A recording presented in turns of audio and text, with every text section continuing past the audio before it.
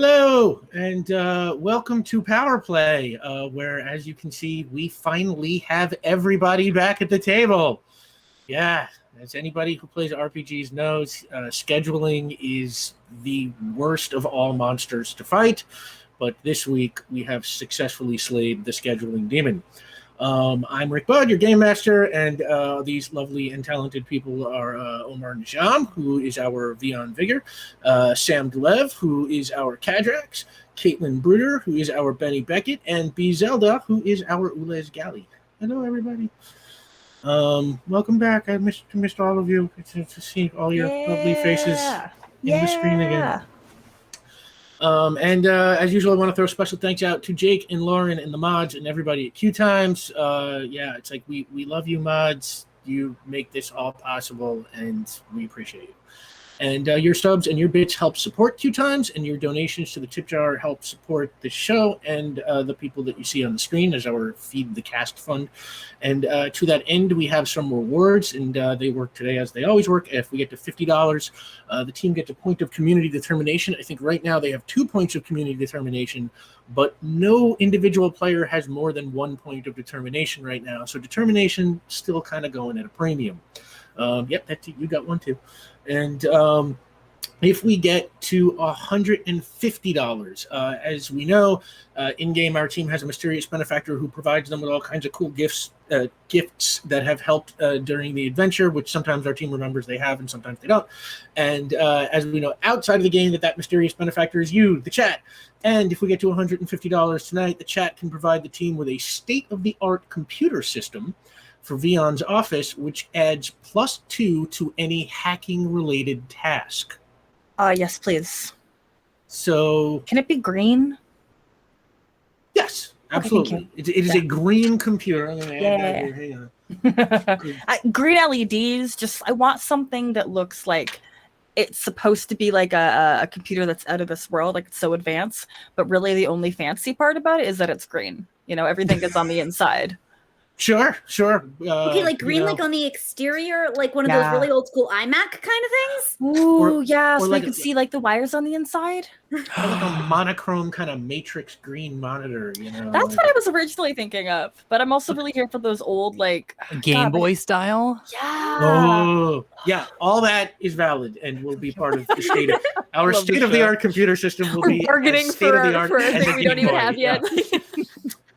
Well done. And if we get to $250, it's our after credits lore drop, a revealing glimpse of some important but previously unseen part of our story or universe. So yeah, those are the tiers. If you want to see them, you can just throw the command unlocks into chat, and it'll tell you how to see those. And if you can't help us out by donating, you can always help us out by liking and commenting on our YouTube videos or sharing our tweets and stuff, helping promote the show. We super appreciate all that stuff too. And fan art, y'all have just been killing it this season. It's like every piece just bowls us over. We share them amongst ourselves in private and talk about stuff, and we love you and we appreciate you. And now you can get Power Play merchandise. There are T-shirts and stickers with Caitlin's awesome character art on it, and you can get that at the QueueTimes Teespring store. There's a couple of stickers right there. Jake will pump that link in the chat for you. And the game we play here is called Icons. It is published by Ad Infinitum Adventures. It was created by Steve Kenson. You can check him out on Twitter at @skenson. The book edition I have is published by Green Ronin. Oh my God, I dropped my headphone. Yeah. Okay, there we go. The book edition I have is published by Green Ronin. It looks like this. And they have been sold out of it for a while. I don't know if they're back in stock, but you can still get it as a PDF. It's a cool game. Check it out. You can follow the show at PowerPlay RPG on Twitter and Instagram. PowerPlay is now available as a podcast for the podcast inclined. You can find that wherever fine pods are casted. And that's the announcement. Time for PowerPlay.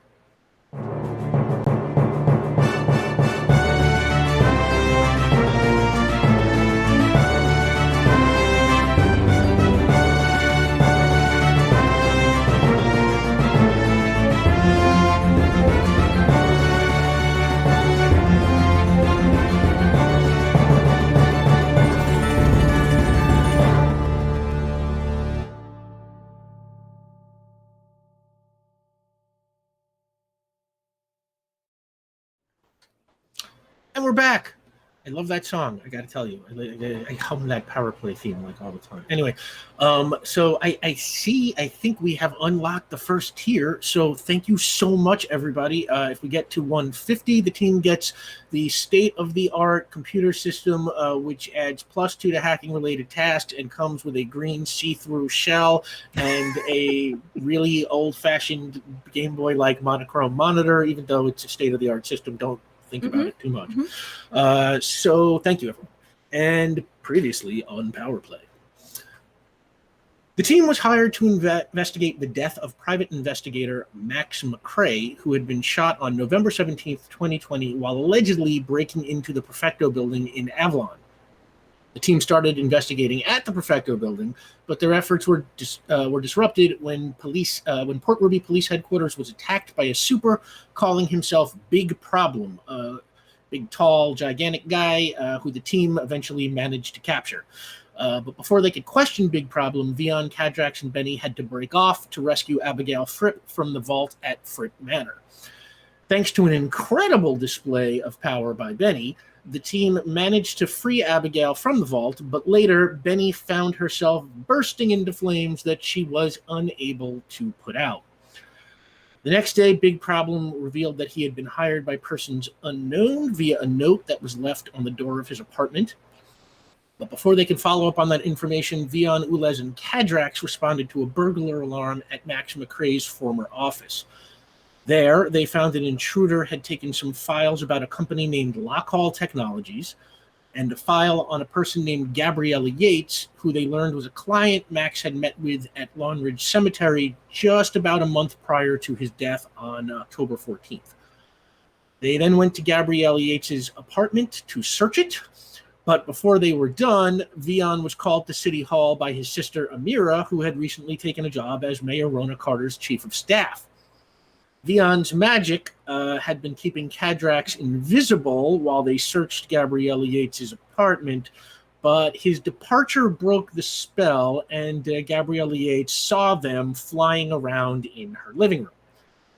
Meanwhile, Vian and Ulez arrived at City Hall to find it at the center of a highly localized blizzard that was emanating from some power source in the sky above them.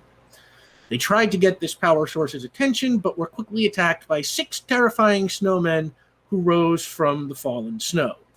Now, that's where we left off, but it's not going to be where we're going to pick up. I'll get back to that in a second. First, I just want to issue 2 quick corrections because I like keeping the record straight for people who are trying to track the mystery.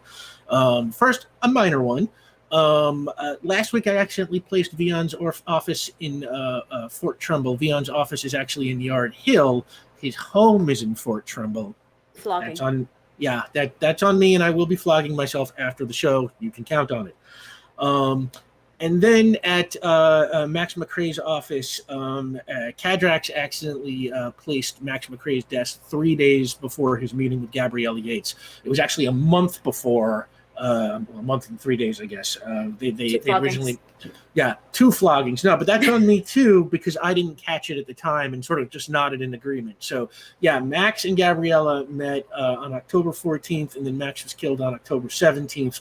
So I will be flogging myself twice tonight. You can count on it. No, Sam, you're good. It's not on you. It's a lot of details to track. I have it written down. I should know better. So on that, we are going to pick up on the evening of Friday, December 4th, winding back a little bit. And that was the evening, Bennie, when you really let the power out over at Fripp Manor. And you were trying to save Abigail Fripp, who was trapped in a vault and running out of air, and you succeeded. But all throughout that day, you'd been having these weird fevers and hot spells, and when you got home later that night, you kind of burst into this really hot flame that you could not put out. What do you think you did after that? Well, she burst into flames inside, which is always a problem. So I think she just went like as fast as she could and locked herself in the bathroom and sat under the shower until because it's not going to put her out, but it's going to prevent anything from starting on fire. And so I think she probably sat in the shower all night. with the shower running. Okay, yeah. You sit in the shower throughout the night, and let's say one of your roommates the next morning. Let's say your roommate, her name is Miranda Prado, and she's played by Camila Mendez from Riverdale. And she kind of knocks on the door, and she's sort of like, "Hey, you coming out of there?" I'm I'm sick. It's a mess. I think Lauren down the hall is here this week. You can use her bathroom. Oh, yeah. I'm gonna gag a little bit like I'm yartsing or whatever. Like, I'm not gonna make real sounds because some people are sensitive to that, but like Fine. You kind of hear her sorry. storm off. That takes you into Saturday, December 5th. I'm going to say every once in a while you are able to kind of lock the flame back down for a few minutes here, a few minutes there, but you can always feel those embers smoldering inside you, and quickly it starts to come back. What do you do through Saturday? You know, at this point, you've probably been up for about 2 full days or so. Yeah. If she's able to like get it like under control, I don't know how confident she is in it. Do me a favor, make a willpower roll. Okay, let's do it. That makes sense. Okay, here we go. Which one of these? Let's do this guy. Okay, all right. 10. You are able to kind of lock the flame up, but it kind of takes everything you've got. You know, Yeah. you say you're sitting on your bed in your room, and you just have to concentrate and concentrate. Like it is no longer effortless the way it usually is for you. Mm-hmm. Usually it's hard to turn it on, and now she can't turn it off. So by the morning of December 7th, you are just, absolutely ragged. And that's when your phone rings. And you can see from, the ID, caller ID, it is Dino Mink.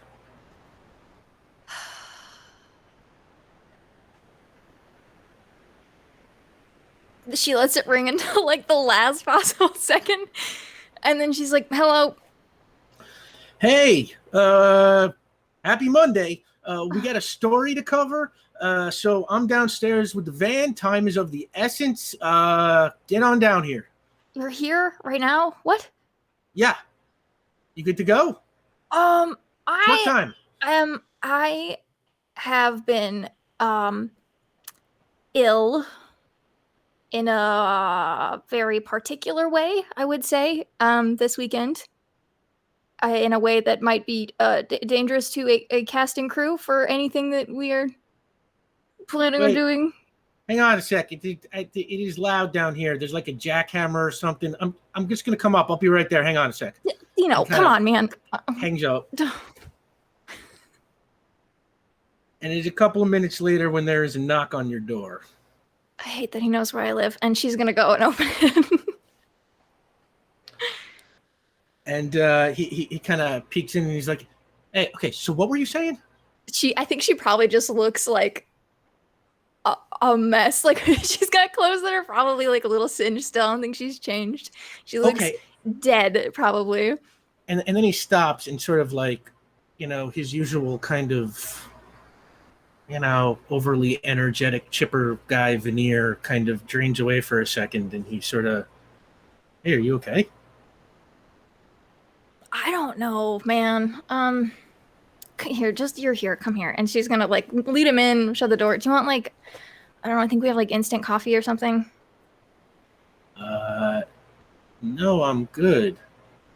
Okay. And he kind of sits down. Something burning? I mean, not currently, but and she's gonna like sit down at the tiny, probably little kitchen counter that we have with him and go, well,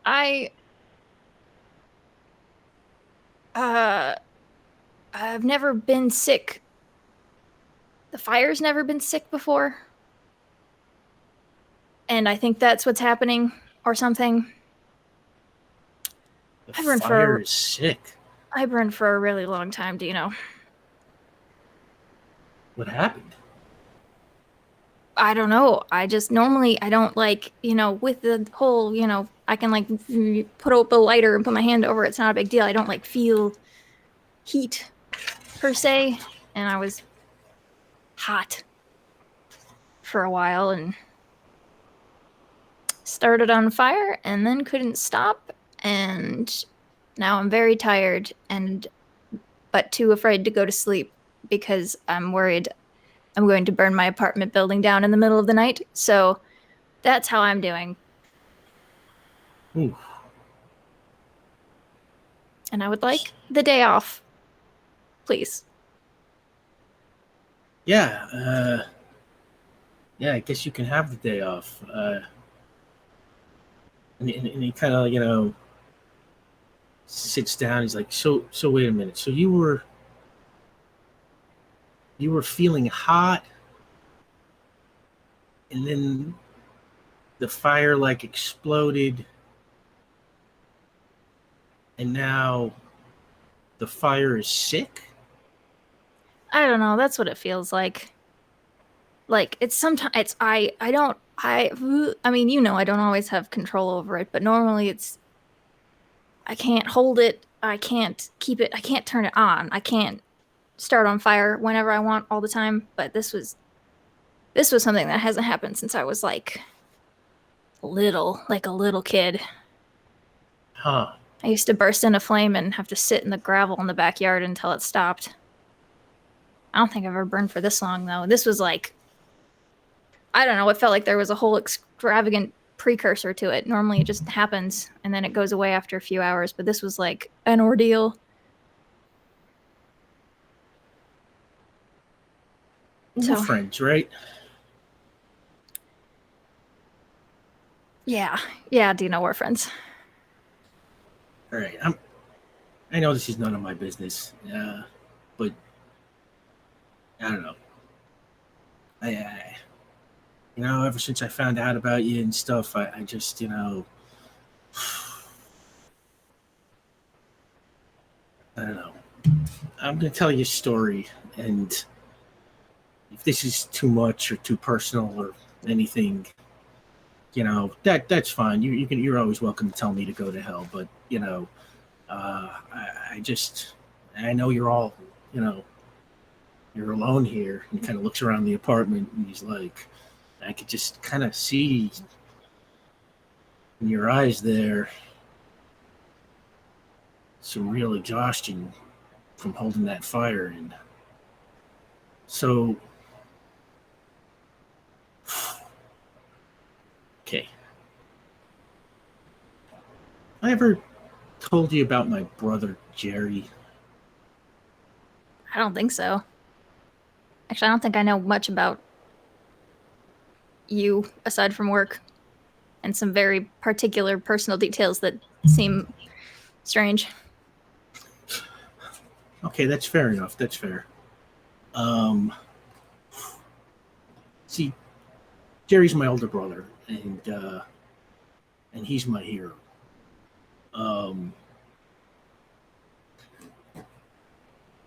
Back in the early aughts, Jerry joined the army on that whole ROTC thing, and when he enlisted, Jerry's gay, and he's the most deeply closeted gay man you could ever imagine. He was so closeted he couldn't even see the door anymore at that point. And that started to change over time, and he slowly began to become more open about who he was. And then one day, some officer called him into a performance review, and started hinting at that. And Jerry just told him, point blank, which you're not supposed to do. That's the whole don't tell part. And the officer told him that he might be facing a dishonorable discharge or maybe even a court-martial. And he gave Jerry a chance to retract that statement. but he wouldn't. So they discharged him. And later I asked him why he didn't just lie. And he said being less than his whole self made him feel weak. And once he had accepted who he was, he became stronger and became determined to never let himself be put in that position again. So determined, in fact, that after they kicked him out, he became an activist, and he was one of the leading voices in ending that policy. He even earned himself a reinstatement with honors, and today he is an officer, but like on his own terms. So the point is, and I know your problem is totally different, but denying such a fundamental part of yourself, any part of yourself really, is super unhealthy. And I think you need some of that determination, like the determination to be the whole Benny Beckett, a goddamn unstoppable fire-breathing dragon. See, you know, I don't know. I'm not an expert in nothing, but I can see that fire inside of you, it wants out. And I think what's happening to you now is because you're just trying to lock it up. And I say, don't fight it. I say, go with it and see what happens. You sound like a friend of mine. Not in so many words, but yeah. I'd like to be a friend of yours. You know what, Dino? I don't think I'd mind that. All right. I'm done babbling at you. And he kind of gets up and he says, all right, I'm headed down to City Hall, I guess by myself. There is some weird snow thing going on down there. What weird snow thing? Like the snow? Yeah, no, the snow stopped except over City Hall. It's the weirdest thing. Like they told me to like go down there and get footage. Apparently it's just snowing on City Hall, like for a block. Well, that unfortunately sounds like something I need to check out. I still want the day off, but can I catch a ride? Yeah, come on, I'm driving. Oh jeez, she's gonna go and get a new coat, put on her boots and stuff, and head out and text her friends who haven't heard from her in several days because she hasn't been able to use her phone because she's been on fire, to ask them if they've heard about anything going on at City Hall. Sure. Benny, thanks to Dino's speech, you get +1 determination. And I don't just mean you get a point of determination. I mean a +1 raise in your determination level permanently. Woo. Thanks, Dino. Yeah, and he's too busy trying to figure out how to work that coffee maker now. No, it's like powdered instant coffee. I don't think we have a coffee maker here. Oh yeah, so he's just kind of like digging through cabinets looking for a coffee maker. Mm-hmm. So you said you wanted to call your friends, or I'm just gonna send a text to. I don't know what they're up to. I don't know who's busy. I don't know what's going on. So I'm just gonna send a message to our probably little group chat and be like, "Hey, I heard something weird is happening at City Hall. Have we heard of? Is there anything? What do we know? Like just a hello." All right, and we'll get back to that text message in a second because we're gonna zoom now over to Gabrielle Yates's apartment. Kadrax, you were hovering in the middle of the room when you appeared. Gabrielle Yates grabbed her heart and said, "A ghost! A ghost!" And I believe you said, "No, I came back." And then she got even scareder and said, "A ghost! A ghost!" And then she collapsed. All right. I'm going to get up and feel for a pulse. Okay. I'm not going to make you roll to feel for a pulse. She still has a pulse. Good. Then given the circumstances, I feel relatively confident diagnosing a heart attack in the field. So Mona, morphine, oxygen, nitroglycerin, aspirin. I don't have most of those available to me. Aspirin is the easier one, and if she has any history of surgery, she might also have some kind of opioid. So you want to go looking for aspirin? Yes. All right, give me an intellect roll as a search.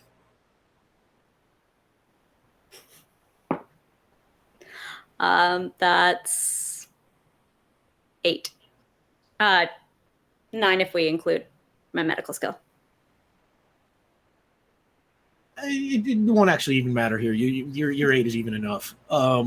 So yeah, we'll say that you go digging through. You look into the medicine cabinet, and you don't see aspirin there. But then you remember that her purse was on the front door, and you go back and you look in there, and you find the bottle of aspirin stuck inside the purse. You've got aspirin. What do you do now? Okay. When I come back, am I noticing any perspiration? Is she pale? I'm a fool. I'd like to listen to her heart with my powers. Listen to her heart. Yeah. Nods. Sorry. Yeah. I guess that's a complex task. So give me a complex task roll.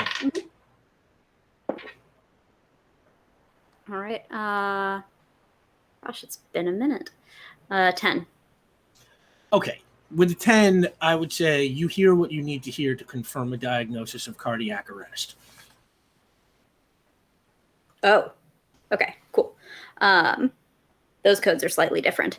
I'm sorry. I'm just doing my best with the medical jargon. You fill in the details as you see appropriate. All right. I'll fill in the heart attack. Okay. I put away 3 info dumps there. Focusing. I think it's probably grind up aspirin. Is she coming to? Am I getting any awareness at all? Right now, no. She's sort of she's out cold, a little bit of, shivering or something. All right. Then if she's not going to swallow on her own, real quick check to the refrigerator, because when you do ground up meds, pudding or applesauce, those are all nice. We're going to have to do manual swallowing here. So okay, yeah. Let's say you absolutely find some applesauce. Cool. Mix it in, and then you do the swallow. Get it into her. This is not the fastest or most efficient, but this is also what we do, and then we call the ambulance. Let's call this intellect, and you can add your medical skills for this. Oh, you're gonna get this. I rolled a 1. Good. That's a 9. Okay, yeah. Very easy. It goes down, and then you call an ambulance. Yes. We're not far from, let's see, the hospital that Jan Lindell was treated at, as I recall. Yeah. That's one of the 2 hospitals in Avalon, the other being St. Lucius that we've heard of. What was the one? Summerstone, I think, was the one that Jan Lindell was at. Sure. Let's say you are connected to Summerstone, and I will not make you talk through the details. You relay what you know, and they have an ambulance en route and ask you to wait with the patient. Yep. I do, and I'm going to continue to monitor her stability and gather the additional information that we needed. Okay. Anything else you want to do? That was looking in the photo album was what I remember as being the big one. Okay, so you want to go get the photo album.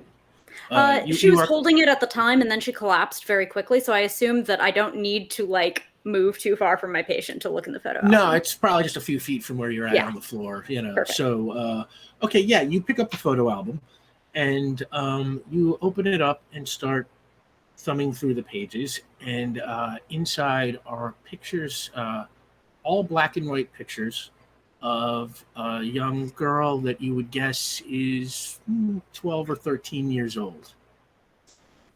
Looks, along with the black and white, looks like they were taken a long time ago. If you want, you can make an intellect roll to see if you can guess time period. I'm going to make it a high bar since Kadrax might not be an expert on previous decades of Earth. But what if I look at the back? The back. Oh, the backs of the pictures. People write notes on the backs of pictures. I would say that these pictures do not have notes on Right. them, sadly. That 11. You would guess that these are pre-1950. That seems roughly to match the lifespan of this human, yes? Yeah. She would strike you as being, I don't know, somewhere in her 70s, probably.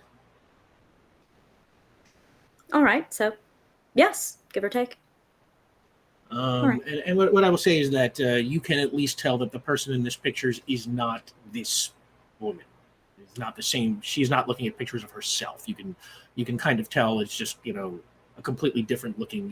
Even with the age gap, you can see that the whole head shape is different. And the whole features are very different.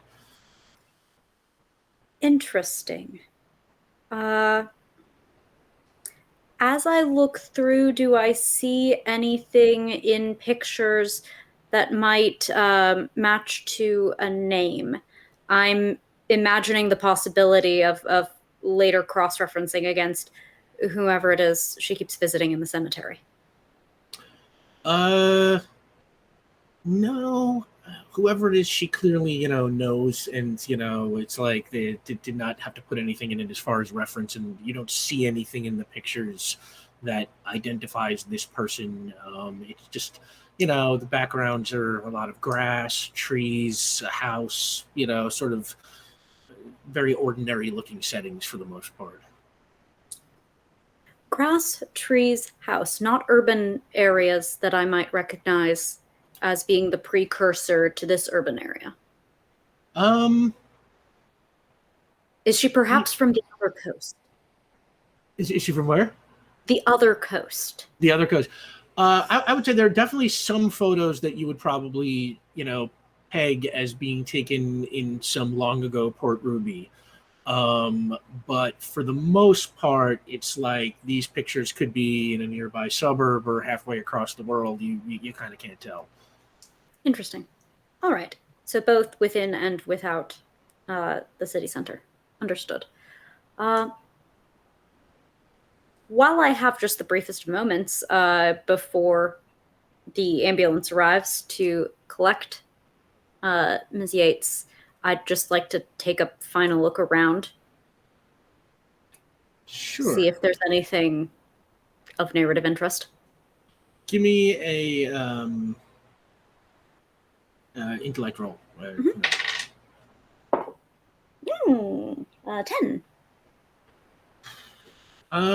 Anything more of interest in here? We've gone through the purse and found the tickets. We've gone through the coat, noted the coat didn't match. That was about the totality of what we had time to do. Yeah, what I'll say is that there doesn't seem to be a ton of interest in here. I'll say is that you do find a desk drawer where in the drawer you find a whole bunch more of these parking stubs from Long Ridge Cemetery. So while you had found 20 or so in her purse, it looks like there are way more. She saves them for tax purposes or whatever, and it looks like they go way back. Like she's been visiting that cemetery regularly for a long, long time. Why would you use parking stubs for a tax? They're a terrible weapon. Sam DeLev, everybody. Huh. And while you're waiting for the ambulance, we will zip over to City Hall. Ulez, Vian, you were standing basically just at the edge of that snow globe kind of bubble thing, and you put a giant flashing stop sign in the sky with Vian's image powers, and Ulez shot a beam of light into the sky sort of indiscriminately, just trying to get the attention of whatever this power source is. And then these 6 snowmen, about 7 feet tall or so, grew out of the snow right on the ground in front of you and started kind of sliding towards you. And they don't look friendly. As that is happening, your phone's buzz. I You're getting a text. It's from Benny. have a free hand. What does the Um, text say? Got one hand pointed towards the sky. One hand goes to like wherever they keep their little froggy phone. I got We're one not hand sure. in my pocket. And the Benny, anyways, what did your text say, Benny? basically just like I heard there's something going on at the Capitol. Do you guys know anything about that? I think Ulez would respond then. Gosh, I feel like their texting skills are not incredibly detailed. We are at City Hall. It's a blizzard. Yeah.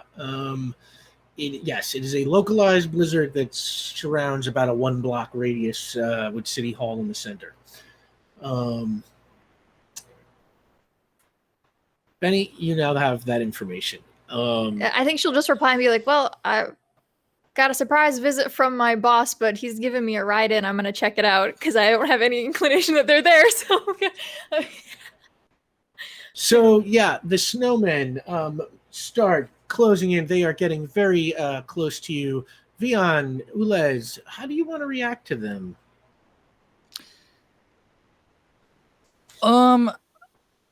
I kind of turn incredulously to Ulez for a second. Who is nonplussed because they don't know that this is something to be concerned for, and they're looking at you like, are they allies? You know, it's hard to say, but from their body language, I'm gonna go ahead and assume like possibly not, but not outside the realm of us being able to chat with them. How close are they, Rick? I would say by this point, with the text messaging and the talking, they're 3 feet away. Okay, I would like to drop the blinking stop sign in the sky and just cast a force field around us. Okay. Vian, make your magic roll. Okay. That takes a panel, correct? Well, typically it takes a panel, but Vian, you've been using your magic a lot in the last couple of days. So for your minor change, you are going to free yourself of that limit, and you can now. You still only go up to level 3, but you no longer have to wait a page to cast. It feels so good. It feels so good. That is, so I got a 6 on the die, and then I've got my 6 intellect. And I can throw a cult on this, right? Yeah. That's going to be 14. All right, yeah. Well, that will get the job done. So I'm sorry. Wait, what did you say you were trying to get? Force field. Force field. Okay. Force field. You now have the power up to level 3. Great. I would like to just cast, a level 3 force field around us. And not make a big show of it. Like the snowmen are coming closer, and like my phone was buzzing.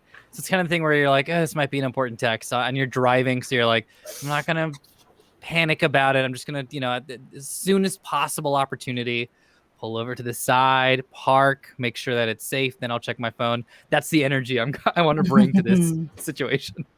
Force field surrounds you in a personal energy barrier, providing you with damage resistance equal to its power level as long as you concentrate. Additionally, whenever an attacker must touch you for power to take effect, you can resist the effect with your force field level if it is higher than the normal opposing ability for the effect. For example, a hero with strength 3 and force field 6 resists a touch range of affliction at level 6, blah, blah, blah, blah, blah, blah, blah. Okay, so the force field surrounds you, but not Ulez.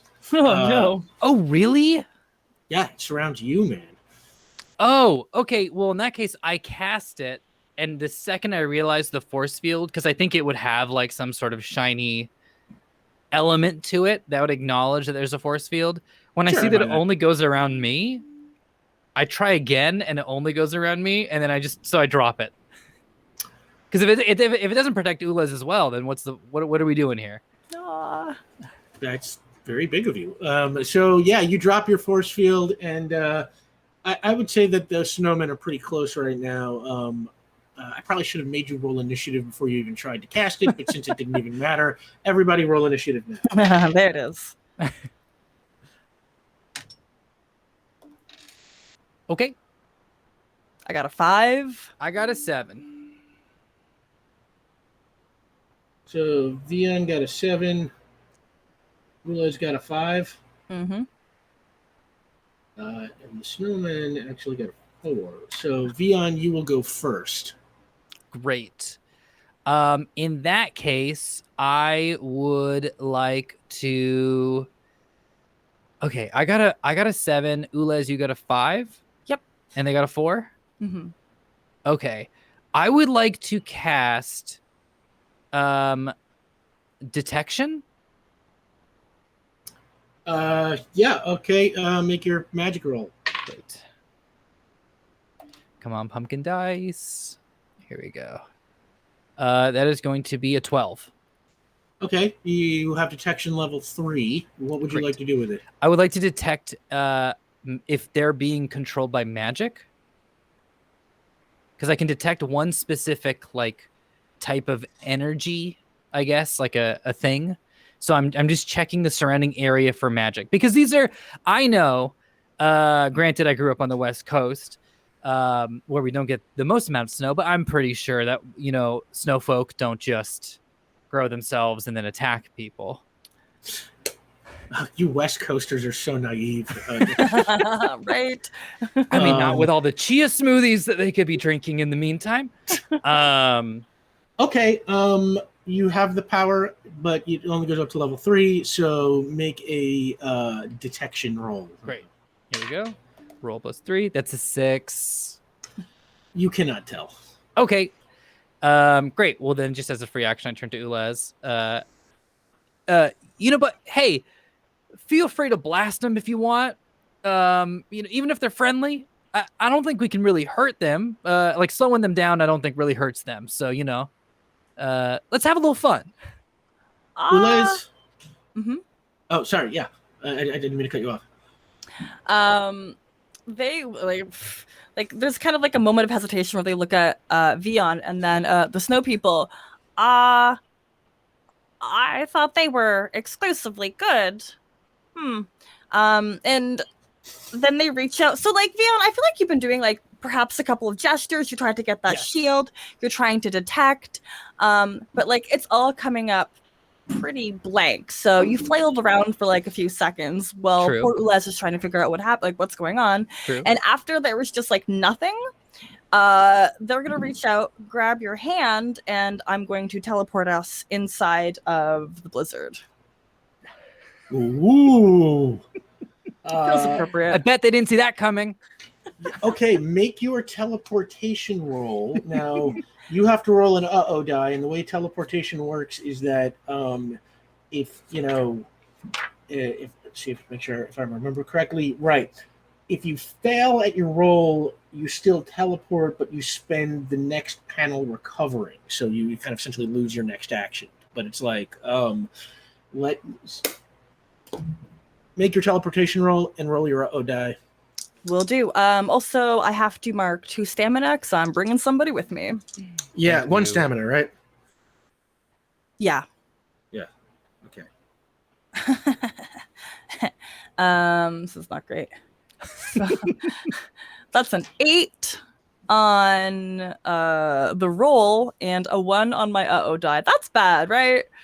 Oh, that's bad. Yeah. Okay. So when your uh-oh die goes off, what we decided was you teleport, but you teleport to some place that you did not necessarily want to be. Mm-hmm. So I'm going to say you disappear, that little crackle happens in the air, and then it boom, and you pop 3 feet over right next to those snowmen. And now it's the snowman turn. That didn't go so well. So the first snowman targets Ulez, and the snowman just kind of melees, throws punches. So this snowman, Ulez, give me a coordination roll if you're trying to dodge, or a strength roll if you're trying to absorb the hit. Oh, coordination. That's a 10. Okay, yeah, you easily dodge that. Okay. What, did I... Oh, no, you're good. I was wondering, like, does my armor have anything to do with this? But no, because I'm dodging. Yeah, only if you get hit. Yeah. Mhm. All right. So the next one attacks Vian. So Vian, same thing. Coordination if you want to dodge, or strength if you want to take the hit. I'm gonna coordination this. Here we go. Okay, that came out to a 9.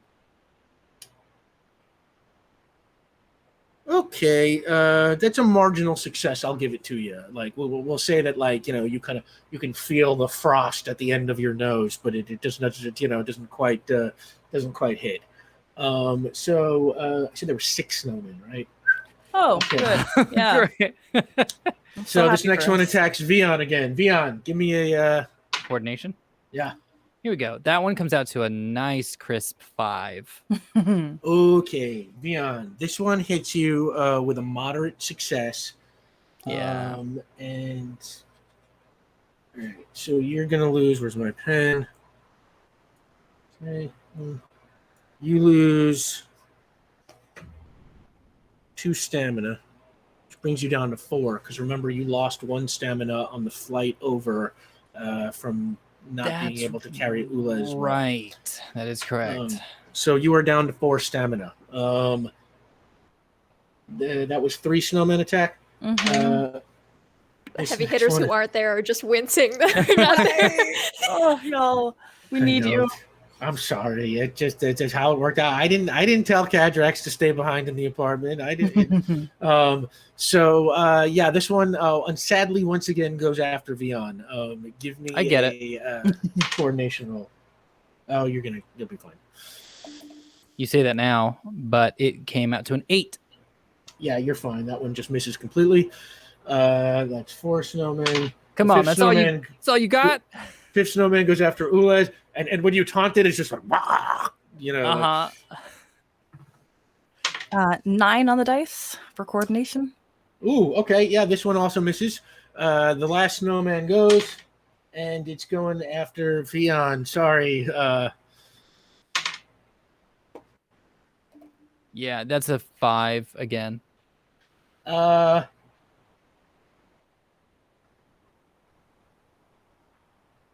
Okay, that's a marginal success again. I am going to say that it kind of hits you just enough to kind of make you lose your balance, but you don't take any damage. And that is through the order. And I'm going to say right at about this point, the van pulls up and kind of comes to a screeching halt as Dino's kind of looking. He's like, "Whoa, that is the weirdest thing I have ever." Hey, are those snowmen?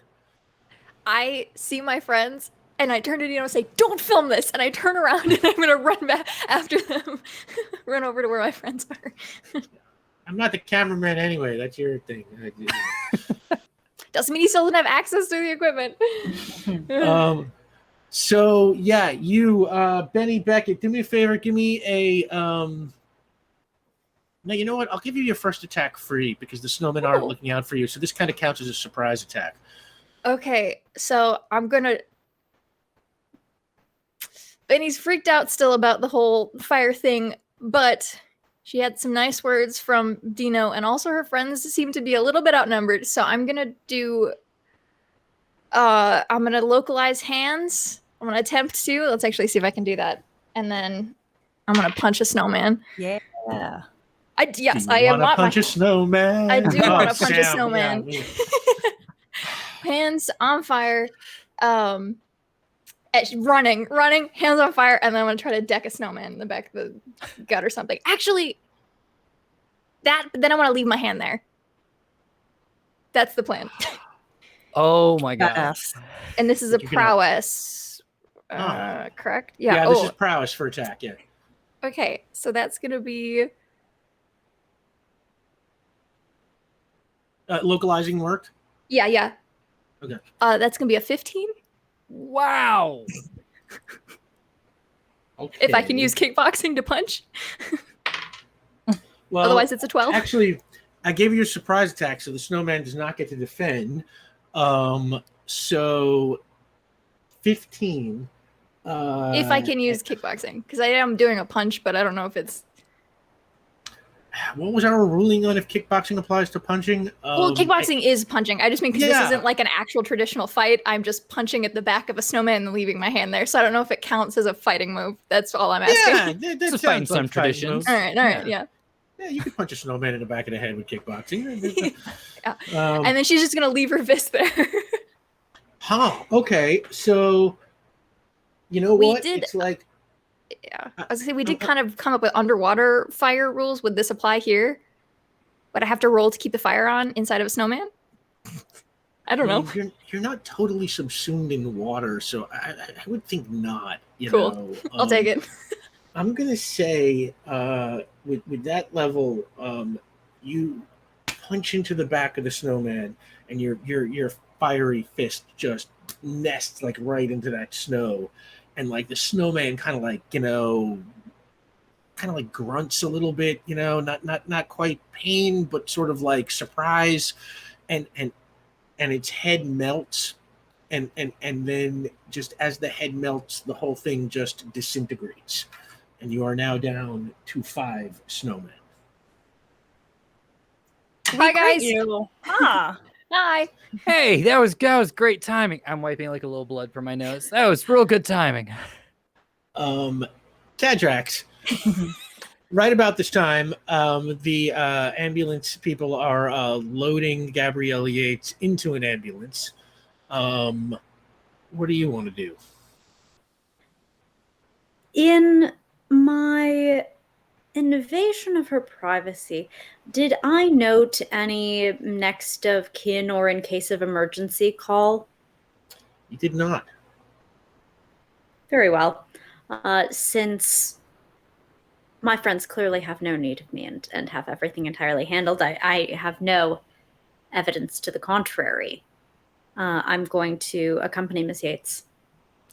Ooh, okay. And ensure that she's all right and that she gets good treatment at the hospital, because that is, as anyone who has ever attended a hospital will know, a whole ass thing. Sure is. You are a good person, Kadrax. So yeah, and you are off to I think it was called Summerstone Hospital, General Hospital, with Gabrielle Yates. So meanwhile, back at City Hall, it is Vian's attack. I would like to cast Element Control. Okay, give me a magic roll. Okay. I assume ice is the element. Actually, I would like to, if it's all right, I would like to cast Weather Control. Oh. Or maybe like a complex like weather air sort of mixture here. You tricky bastard. Okay, yeah, go. Give me a roll. So that is coming out to with the 2, that's an 8. It's coming out to an 11. Okay, yeah, that's a major success. Great, so I like to hear that. Your weather control comes on at level 3. Great, fantastic. What do you want to do with it? I would like to conjure up. Well, I would like to turn to the snowfolk and say, "Listen, I'm not from here. Okay, this is, believe it or not, this is actually my first winter. Really, all things considered. I would like to give you all just a little taste of where I come from, and I would like to conjure just the hot winds of Death Valley, just at least one of the snowmen." Wow. And I would like for the wind to just, as it blows past me, flip my hair nicely, like a very cinematic look. I like your priorities. Thank you. Not to be too vain, but please. Move or influence that element like telekinesis at your power level. Okay, sure. You're basically like blowing, desert hot air, so at them. So yeah, give me a weather control roll. Great. So it's gonna be magic plus die. Yeah, magic plus die. So 3 plus die. Great. 5.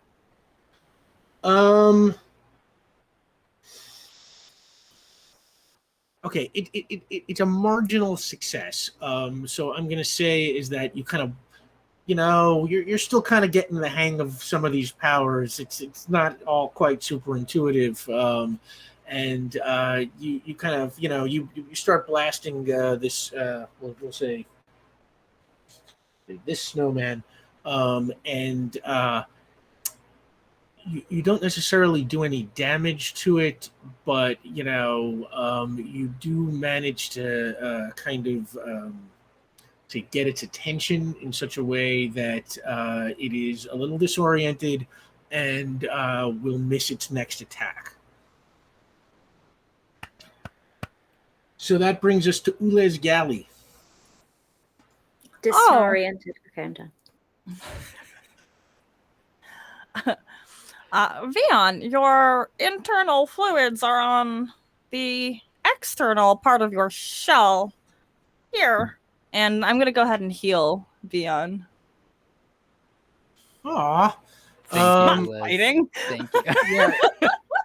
Your healing is level 5. Give me a healing roll. Okay, let's see.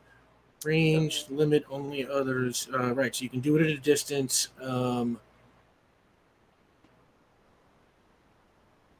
It's going to burn 2 of my stamina. Yeah, you got to burst, right, and it'll burn 2 of your stamina. Okay, so just give me the healing roll. 6 on the die. That's an 11. Okay, that'll get the job done. 5 plus 8, that's 8. That's 8, 9, 10, 11, 3. And I think it works. Just make sure I remember how healing works here. It's been a while. We've It's all been so a while. healthy. And suddenly I have to know every power in the universe thanks to Vian. So store stamina to loss physical damage, touch your so hey, healing to 90%. Restore up to twice your power level. More than this.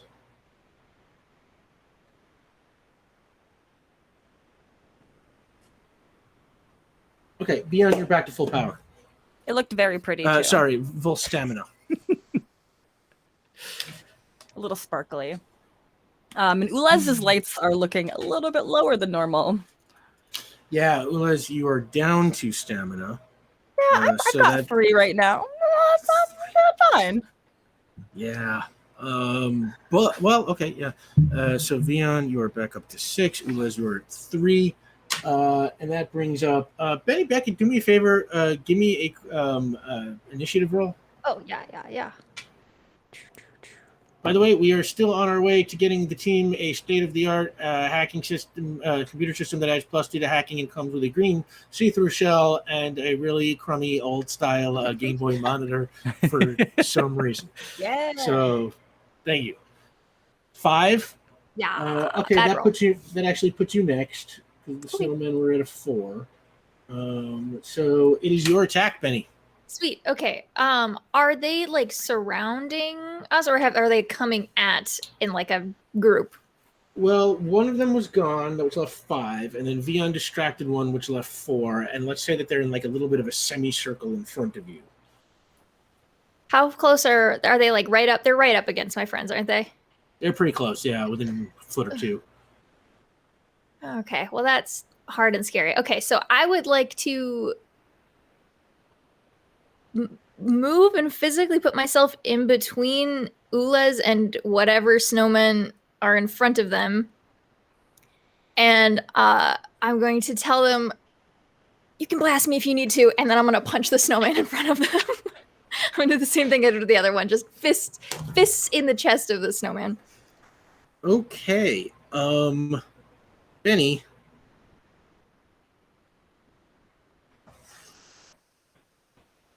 Give me a prowess roll. Cool. Nice. I think that is also 15. Okay, yeah. Yes, yeah. Just once again, you just punch right through that thing, and the heat is just so freaking overwhelming. The snowman's head just dissolves, and then the rest of it just kind of disintegrates back into snow. That's going to bring up the snowmen, which leaves 2, So we were down to 5. Then you subtract 1. So now there are 3. And one of them's stunned, right? No, that counts the stun one because there were 6, and then Benny killed 2, which leaves 4, and one of them is stunned, which leaves 3 to attack. So this one is going to go for Benny Beckett. Good. Give me coordination or strength, depending on how you want to handle this. I haven't been able to roll prowess before, right? As because she's a trained fighter. Oh yeah. You can prowess. Yeah. Okay. If not, that's okay. Yeah. I feel like I've rolled prowess before, but I might be wrong. I'm gone for 1 week and I'm forgetting how everything works. The ability to fight at close range. Yes. Yeah, I think you've used prowess before. Yeah. Was that supposed to be using prowess instead of prowess strength? as a counter for a melee attack. You have to use coordination for ranged. You have your choice in melee. Got it. Okay. Thank you. At least somebody here knows what they're talking about. Yay! It's been a while. So that is 7, 8, 9. Actually, everybody knows what they're talking about except me, apparently. That would be 12. 12. Oh yeah. Okay. That snowman, you easily melee that block that attack. And the next snowman is up. Who goes after Vian? Yeah. Come on. I'm so worried if I do get hit, I'm just gonna go down again. I know. I'm like, blast me, please blast me. Anybody but Ulez. All right, and Vian, give me your coordination or That's right. However you want to. Yeah, I'm trying to jump out of the way. 4. 4. Oh, these little bats are laughing at me. No, that's gonna hit, but only with a moderate success. So, Does magic preclude you from being a ghost? No, bad playing is precluding me from being a ghost. Omar. I realize this, but I have to do it like with 1 round, and I just have not. You're too real.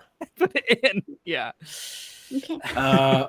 So you're down to 5 now again. And the last snowman attacks. Benny Beckett again. That's better. That's better. That would be 11. 11. Yeah. 11. Okay, so yes, I can do math. You easily block that. And that takes us through the snowmen, which brings us back to Vian at the top of the order. Yeah, I'm getting a little tired of this, so I'm gonna go ahead and burn a point of determination, if that's all right, to add 2 to my roll. Okay, that brings you to 0 determination. And what are you trying to do? And I'm using the quality I can get angry. And I would like to. I've still got weather control cast. And since these snow villains, 2 of them attacked Benny, I'm assuming like they're pretty close to each other in general. Yeah, and, they're all within a couple of feet of each other. Okay, great. I would like to. I called forth this Death Valley wind. I would like to turn it into a like a dust devil, like a hot dust devil, and just blend these into water.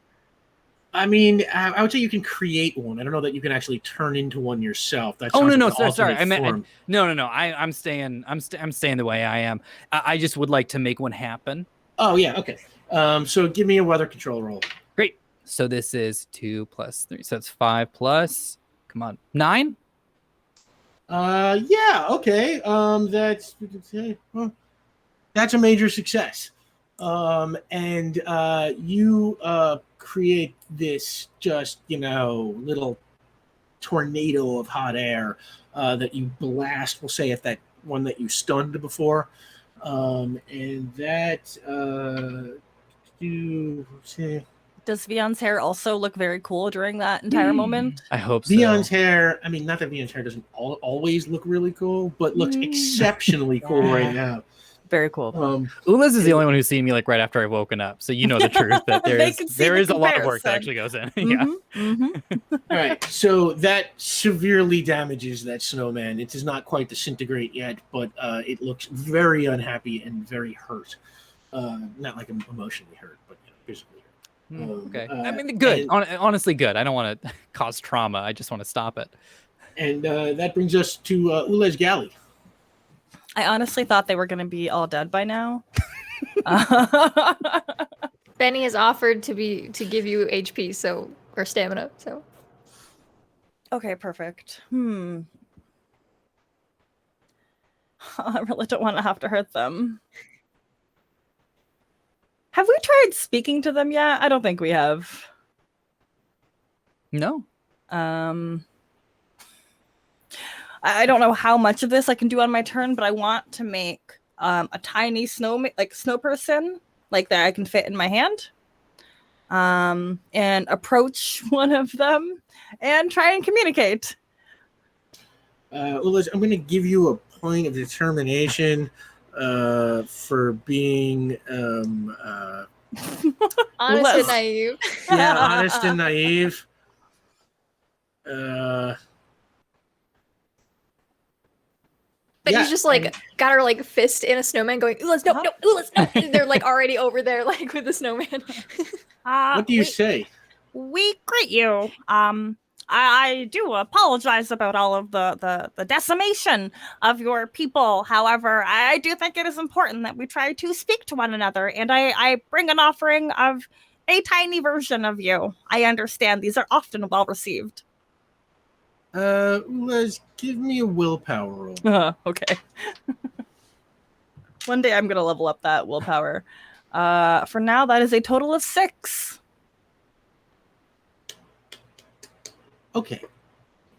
The snowmen don't move, don't respond, don't do anything. And as you are standing there, you hear a voice go, "Enough!"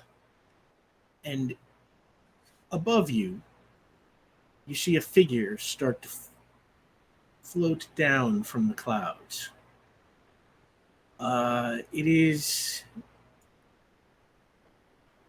a humanoid person, comes down. They land in front of you. Appears to be a woman wearing a suit of ice armor. So cool. And it's like thick, kind of, jagged armor. It's not like, very precise. It's like, it looks like it's just like kind of iced up in like panels and stuff. And she kind of lands in front of you. If I had to cast her, I would say she's Anya Taylor-Joy. Oh, great. And she waves her hand, and the snowmen just all puff away. Does my snowman disappear as well? No, your snowman is still there. Thanks. And she looks at you and she's, "Who are you?" Oh, we greet you. We are detectives. That's correct. Yeah, Police? that's correct. No. No. Let's get one thing straight. No. Private detectives. Yeah. We have an office. We do. Yeah. Well, maybe you should go back to it. Oh, we will. But first, introductions. Hi, my name's Vian. How are you doing? I'd like to step forward and extend my hand. And she doesn't extend her hand. She just kind of looks at your hand and she's, she's like, "I think you're out of your league."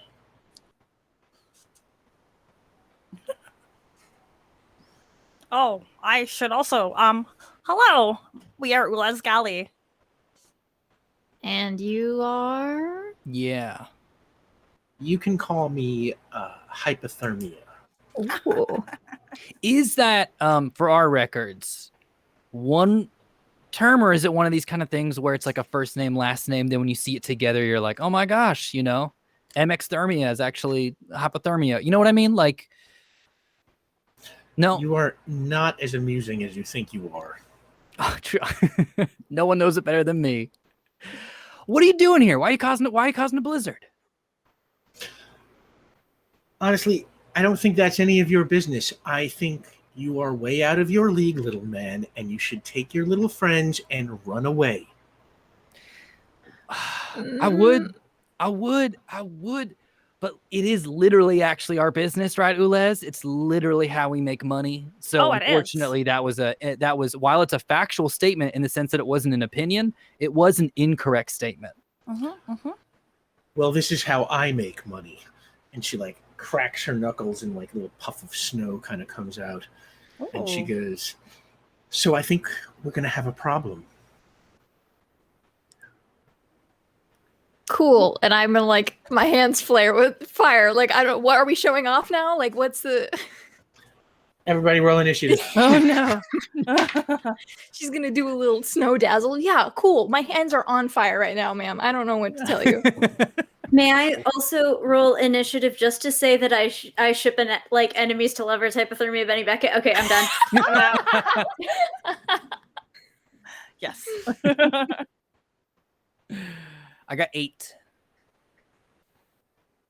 6. I do bad at initiative. We do, Caitlin, we do the strangest approaches to showing off the numbers. I'll do it in ASL. I will just go do 6. No. 6. You guys, 9. I hate when I do well in initiative. Ooh, well done. all right, Blast Ulez. Benny, please, or something. I guess she's organic too. Hypothermia starts going back into like a fighting stance. As you see that happening, Ulez, you got a moment to go first. I'm gonna teleport inside the building. Bye. Okay, good. Thank you. Give me a teleportation roll. Please be safe. Yeah. That is 11. Okay. And you disappear and appear inside the building. We'll say just inside the door. I think we described it had like sort of like a overhang with some columns and stuff. So you were just inside the main door of the building. And that brings up Vian Vigor. I am going to ghost. Thank you. Okay, you're ghosted. Great. And that brings up Hypothermia, who raises her hands and just, let's see, what should she do? She's going to just ice blast Benny straight on. Cool. What do I do with that? That's not a melee. Is that a dodge? Like a coordination? Okay. Yeah, you can try and dodge that. It's not gonna be nice. 8. Okay, she hits you for a major success. Oh, Oof. That ice blast takes off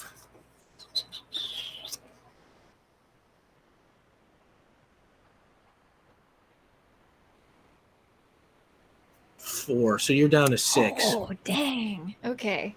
And it just stings. It is like the coldest, instantaneous, just right, especially on your particular skin, which is used to being on the hotter side. Yeah. It's like, yeah, this is just Like she's it gonna just burn hurts. it off, but like also it does not feel good. And that brings up you, Benny Beckett.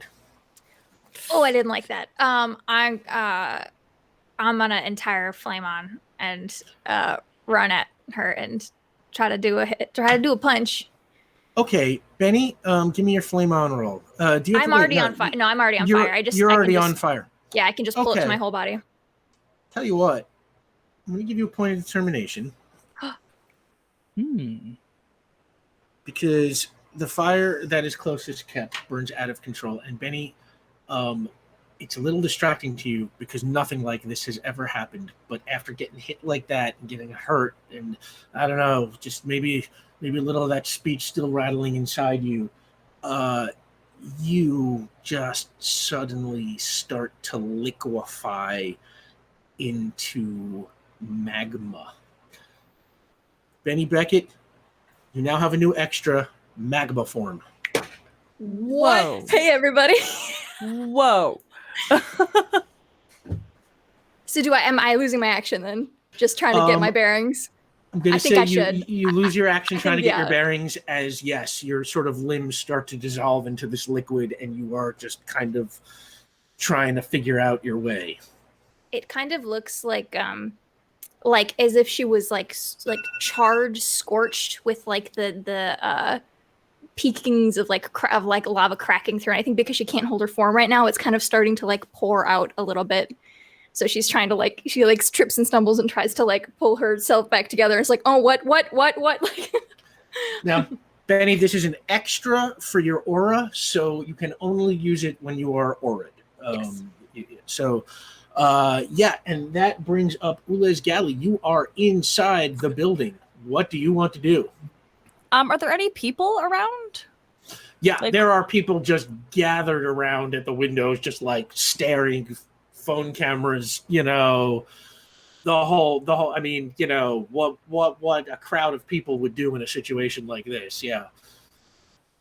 So I like to imagine that Ulez kind of teleports behind all of these people and nobody is paying attention. So Ulez has to speak up a few times like, hello, excuse, hello, hi. And just nobody's watching. Yeah. We greet you. Oh, okay. Well, can I find Vian's sister?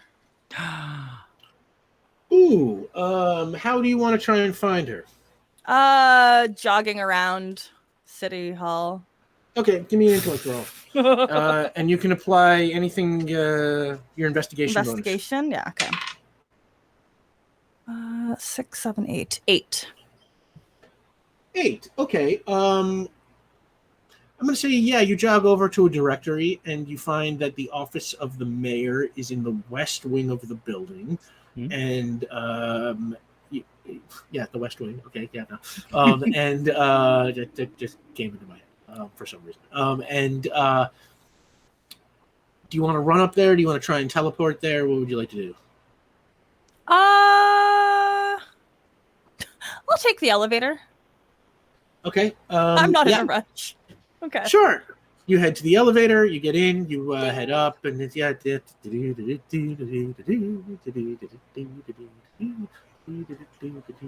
As Benny outside is turning to magma. Just Oh, this is all happening kind of contrasting scenes. Yeah. And bing, and the door opens, and same thing from the higher floors. There are just people gathered at the windows staring at what's going on. And Ulez, you see a sign, Office of the Mayor, another sign, Office of the Deputy Mayor, and we'll say you head off to the Office of the Mayor, and we'll say standing at one of those windows, staring out the windows, you clearly recognize Amira Banerjee. We greet you. Huh? Oh, Ulez. Correct. What are you doing here? Oh my God, was that you down there? Oh, I cast some light and we engaged some snow people on the ground. And then, there was an individual encased in ice. They were very, very cool. So, what are you doing here? Oh, we figured it would be prominent to bring you back so you could see Vian. We know that he called you and... well, we thought maybe you could help with the investigation here. You seem to know a lot. Well, I don't exactly know what I can do here. I don't know anything about what's really going on out there. I guess I saw those snowmen. You are a part of the department that is meant to monitor and communicate with extra normals, correct? Well, that is true, but I have only been here for about a day, so I'm still kind of getting my bearings and stuff.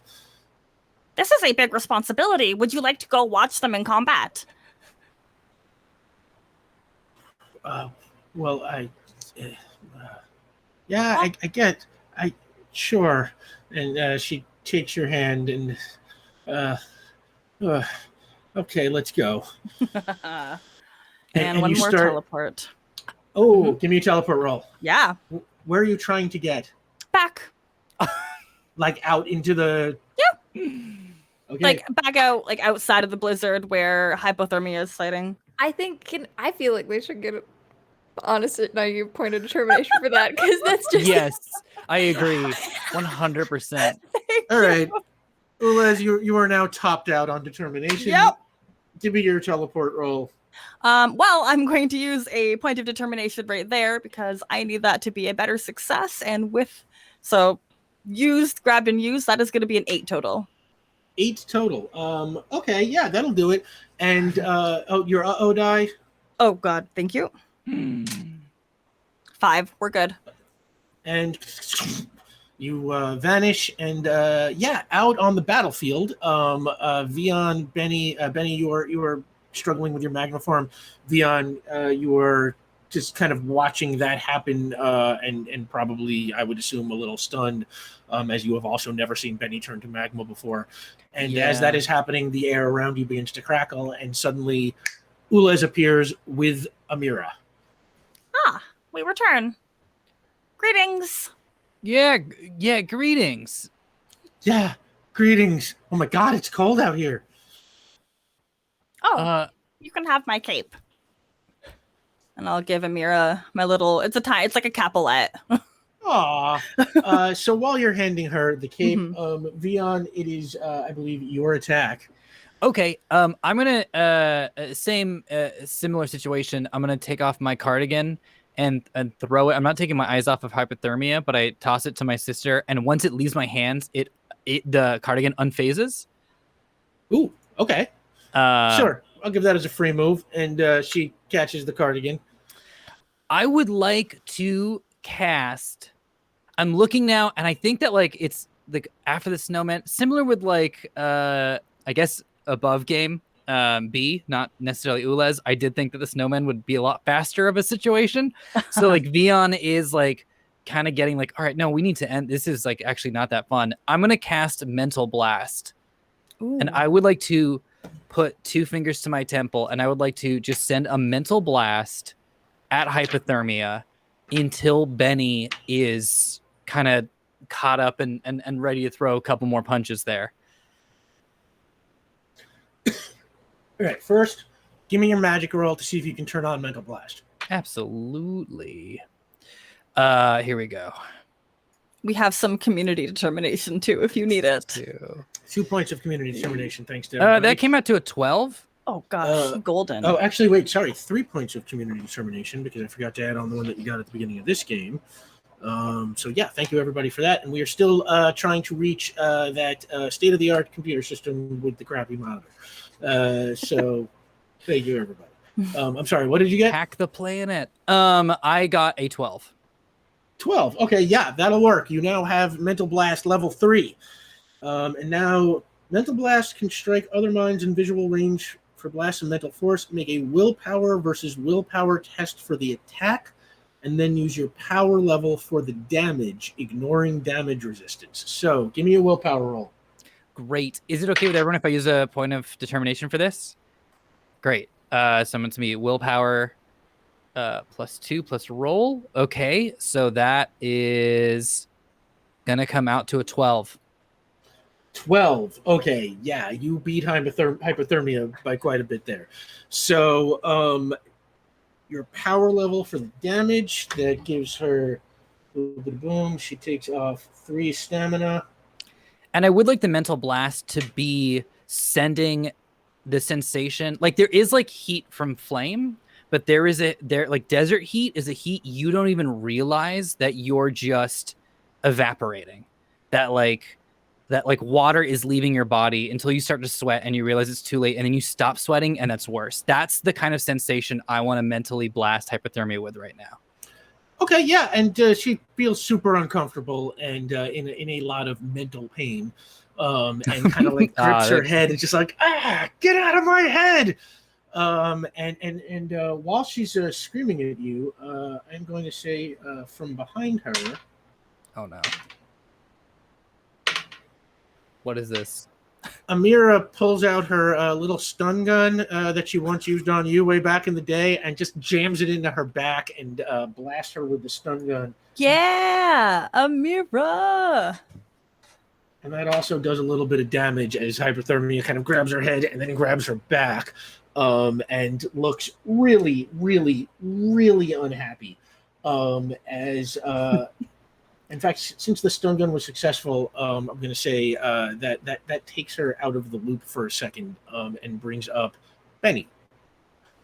Oh, gee, good golly. I I don't know. I'm not sure she knows what to do in this situation. Am I still like, am I able to like pull myself into a physical form, or am I still like having trouble moving? Yeah, no, I'll say at this point you've earned your point of the trouble. So it's like, Okay. yeah, you are now able to kind of, get Still that. a It's little like, bit. I think like her arms are still hanging down just like a little bit too long, but like she's trying to like keep it together. And she's gonna kind of like the way you would like toss like a baseball. I think she's like tossing like her fists up to see if she can like get it and be like, okay, okay, okay. And she's gonna try to get like right in the like she's wearing this like heavy ice armor. I wanna crack it in half with some lava. okay. So wait, how are we going to consider this? Is this like a prowess kind of like punch with the lava fist, yeah, Yeah, I like think the way so. you would attack with your aura? Okay, sure. Yeah. Rapid heating causes a ton of damage, Yeah. especially when something is cold. I'm no Sam Deleb, so that's as far as my knowledge goes. I'm sure Sam's No, got that the is exact... completely a zillion % correct. That's what I'm hoping for. I know I want to look up what happens if when you put ice on lava, but okay, we're gonna do this. We're gonna. Usually it doesn't get close enough before it stops being ice anymore. Yeah, so we'll see. I'm sorry. Does that banner say we're at 69? Knowing our chat, yes. Nice. Nice. The best damn audience in the world. Thank you, everybody. Okay, so what do you get? So I don't. Okay, it's just prowess, kickboxing, roll, and not including the like aura anything right on the attack. I'm so sorry. I feel like it's been 100 years. No, Okay. I think you can use your aura, right? Because On the the aura's attack, for I thought it was the damage. damage, Oh, right? yeah, no, it's on the Okay. damage. I just wanted. Yeah, okay, I had to talk myself through it. I got there. So that's gonna be 14. Ooh. Okay. Yeah, you just shellac her with this lava fist, and the heat combined with everything Vian put in her head, and that kind of weird thing that stun guns do to you, where all your muscles kind of like seize up at the same time. Like it is all too much, and hypothermia just drops unconscious. Oh, I just wanted to break her armor, but that's cool too. And I'll say, if you want, it's like, yeah, you cracked her armor, and it's like you can see that like underneath, like she's sort of just wearing like kind of a white, very very thin bodysuit that does not armor at all, just kind of like a jumpsuit or something. And I'm gonna back off because I don't know how stable my physical form is right now, and I don't want to accidentally melt a person in lava. So she's gonna step back a little bit. Yeah, she is absolutely out cold, and damn. Sorry, man, what's the use of having dot detection when we keep knocking out all these villains? I didn't mean it. I'm sorry. No, that was good. And Amira says, "Hey, look," and points to the sky, and the snow stops, and the clouds start to thin out and disappear. And as that's going on, we're going to take a 10-minute break. Thank you so much, everybody. We are I see $88. Thank you so much. We're still trying to get them that state-of-the-art computer system, and we'll be back in 10 minutes. Enjoy fan art reel. And we're back. And when we last left off, well, I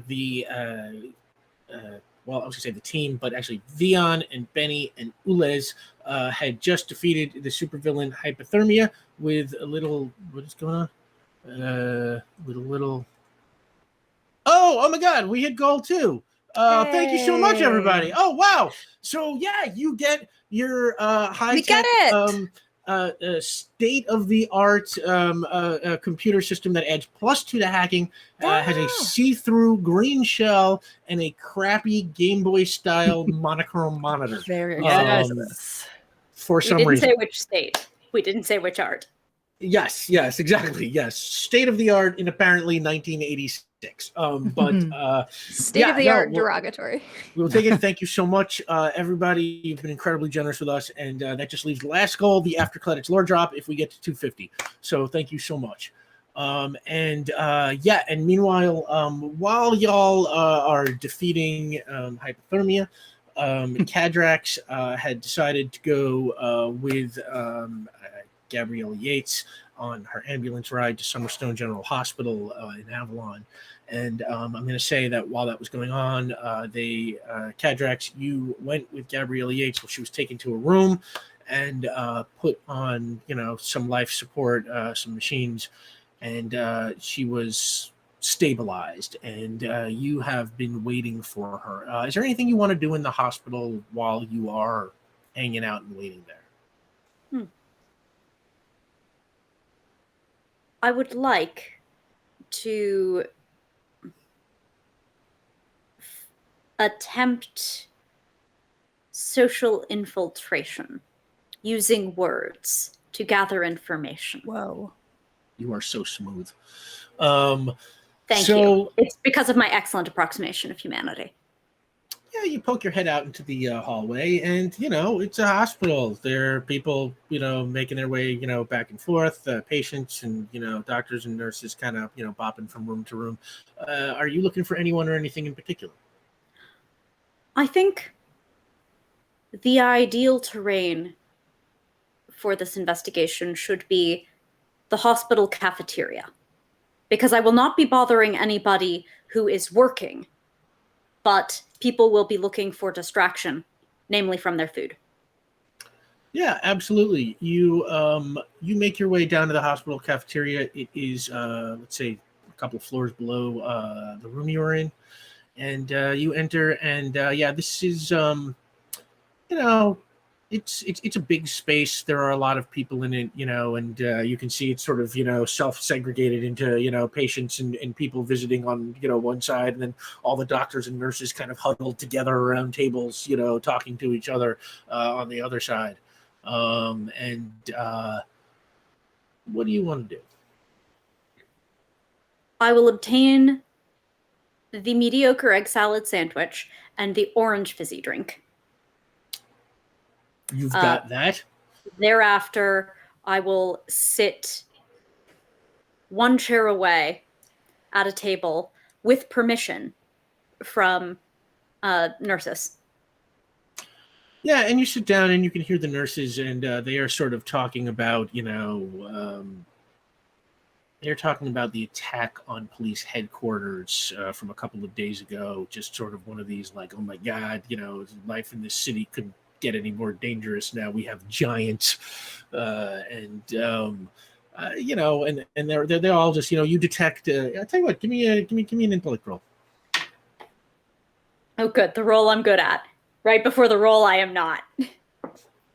Cool. 10. Yeah, you detect a general kind of apprehension, about supers and, the emergence of supers in their conversation. What would you like to do?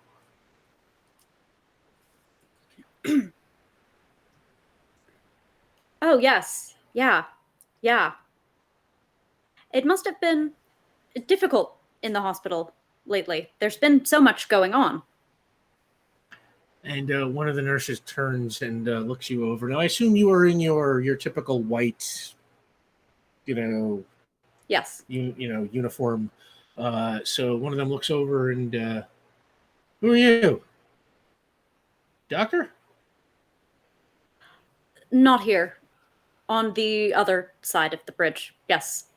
Caden Dialto. Give me a willpower roll. Sure. 5. Okay, that will get the job done here. That's what I'm going for. She's just like, over in Baronsdale, huh? I used to work back there back in the day, over in Serrano Memorial. Where are you at? Serrano. You don't happen to know Lydia Wheeler, do you? I don't remember that name from my time, but you know how big that place is. I do indeed. Is it an upgrade here? Serrano Well- has been going downhill lately. I'm examining my options. Well, it certainly pays better, I'll tell you that. Traffic around this area is just, a little rough. It's like they don't give a they don't give us parking spaces here, so we gotta park out in the neighborhood and stuff, or take public transportation. And we've been going back and forth with the management about that for a while now, and it's just, I don't know, it's one of the downsides. But for the money, it's one of those things that you put up with. How is the patient base? I have to assume it's very different in Avalon than Baronsdale. Well, Summerstone, of course, mostly, rich people. Easy to deal with, or are they more demanding? Rich people are never easy to deal with, honey. Wasn't this where the mayor went? Oh, yeah. I wasn't a part of that, but I think Billy was. And on the other side of the table, a nurse who's I would say the one you were talking to is kind of old lady. This one much younger, kind of pokes her head up. He's like, "Did I hear my name?" We were talking about the mayor. We heard you took care of him. Oh, well, yeah, I was on that team anyway. There were a bunch of us, but yeah, wasn't much to it. He came in a coma and went out in a coma. That sounds rough. Yeah. Did they ever find out what happened? Auto accident. He just looks like hit his head pretty hard when the car crashed. They were never able to bring him out of it. Such a shame.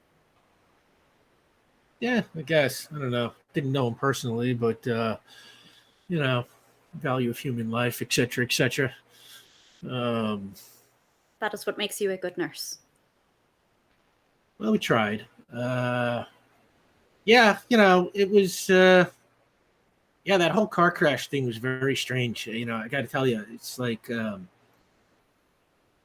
there were all sorts of.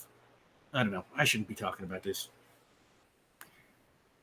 Now, I imagine a stressful case like that, it's good to get things off of your chest. Make a willpower roll. Mm-hmm.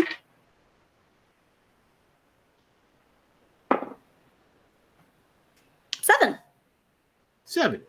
Okay. This sure. is above average for me.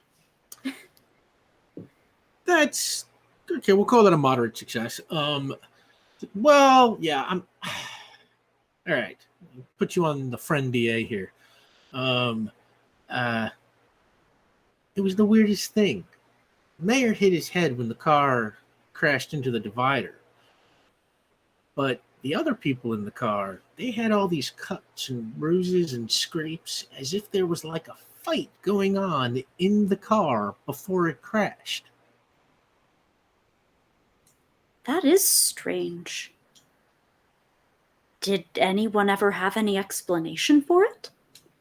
No, I mean, we were never able to, everybody in the car either died or is still in intensive care of some kind. So Still, I didn't realize anyone from that car crash was still alive.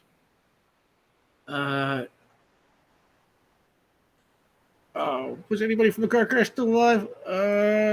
Give me 1 second real fast. While you're looking that up, how was the egg sandwich? Yeah, tell us about the accident. Yeah. Oh, I'm profoundly ill-advised in every respect. Yeah. Smell, taste, texture. Texturally unpleasant. Bread's like too dry, like the and yet moist? simultaneously, because it was in the hard plastic box, also too wet. It stale and then moist. stale and moist again. Yeah. Mhm. Yes. The worst, yeah. Is it the kind of hospital cafeteria that feels unhygienic and you're like, oh, so every other part of this hospital is squeaky clean, but this feels like a little like you just sprayed the tables and wiped them? I mean, assuredly that is what is done. I confess, I've never thought of them as especially unhygienic compared to any other part of the hospital, outside the OR where effort is made. The mayor's chief advisor, Llewellyn Noble, she also survived the crash, although she is also still in a coma. Was she on your rotation too? No, I didn't work on that. She's up on 9, not my floor. Well, hopefully things are a little easier on your floor now with all of the attention that must have come with a case like that. Yeah, we had some media in the beginning, but I don't know. They kind of disappeared after a while, and now that we've got this new mayor, nobody seems to care much anymore. Frankly, I'm digging the new mayor. I'm glad to hear. And I will move the topic along. Okay. The conversation moves on, and we will bump back over to City Hall, where Hypothermia is kind of groggily opening her eyes and laying on the ground, kind of looking up at y'all. And she kind of, her eyes sort of dart back and forth, and she's like, my head. Do you require healing? Do I what? Do you require healing? We have severely injured you, and we can do it again. And she's like, yeah, why don't you heal me up? And Amir is just like, do not heal her up. Oh. Okay. Sorry. I can't do that. Hypothermia. I would like to cast binding. Ooh. Give me magic roll. Great. Here we go. Intellect plus occult. That's going to be a 13. Oh, yeah. Okay, yeah. Easily you achieve a complete hold.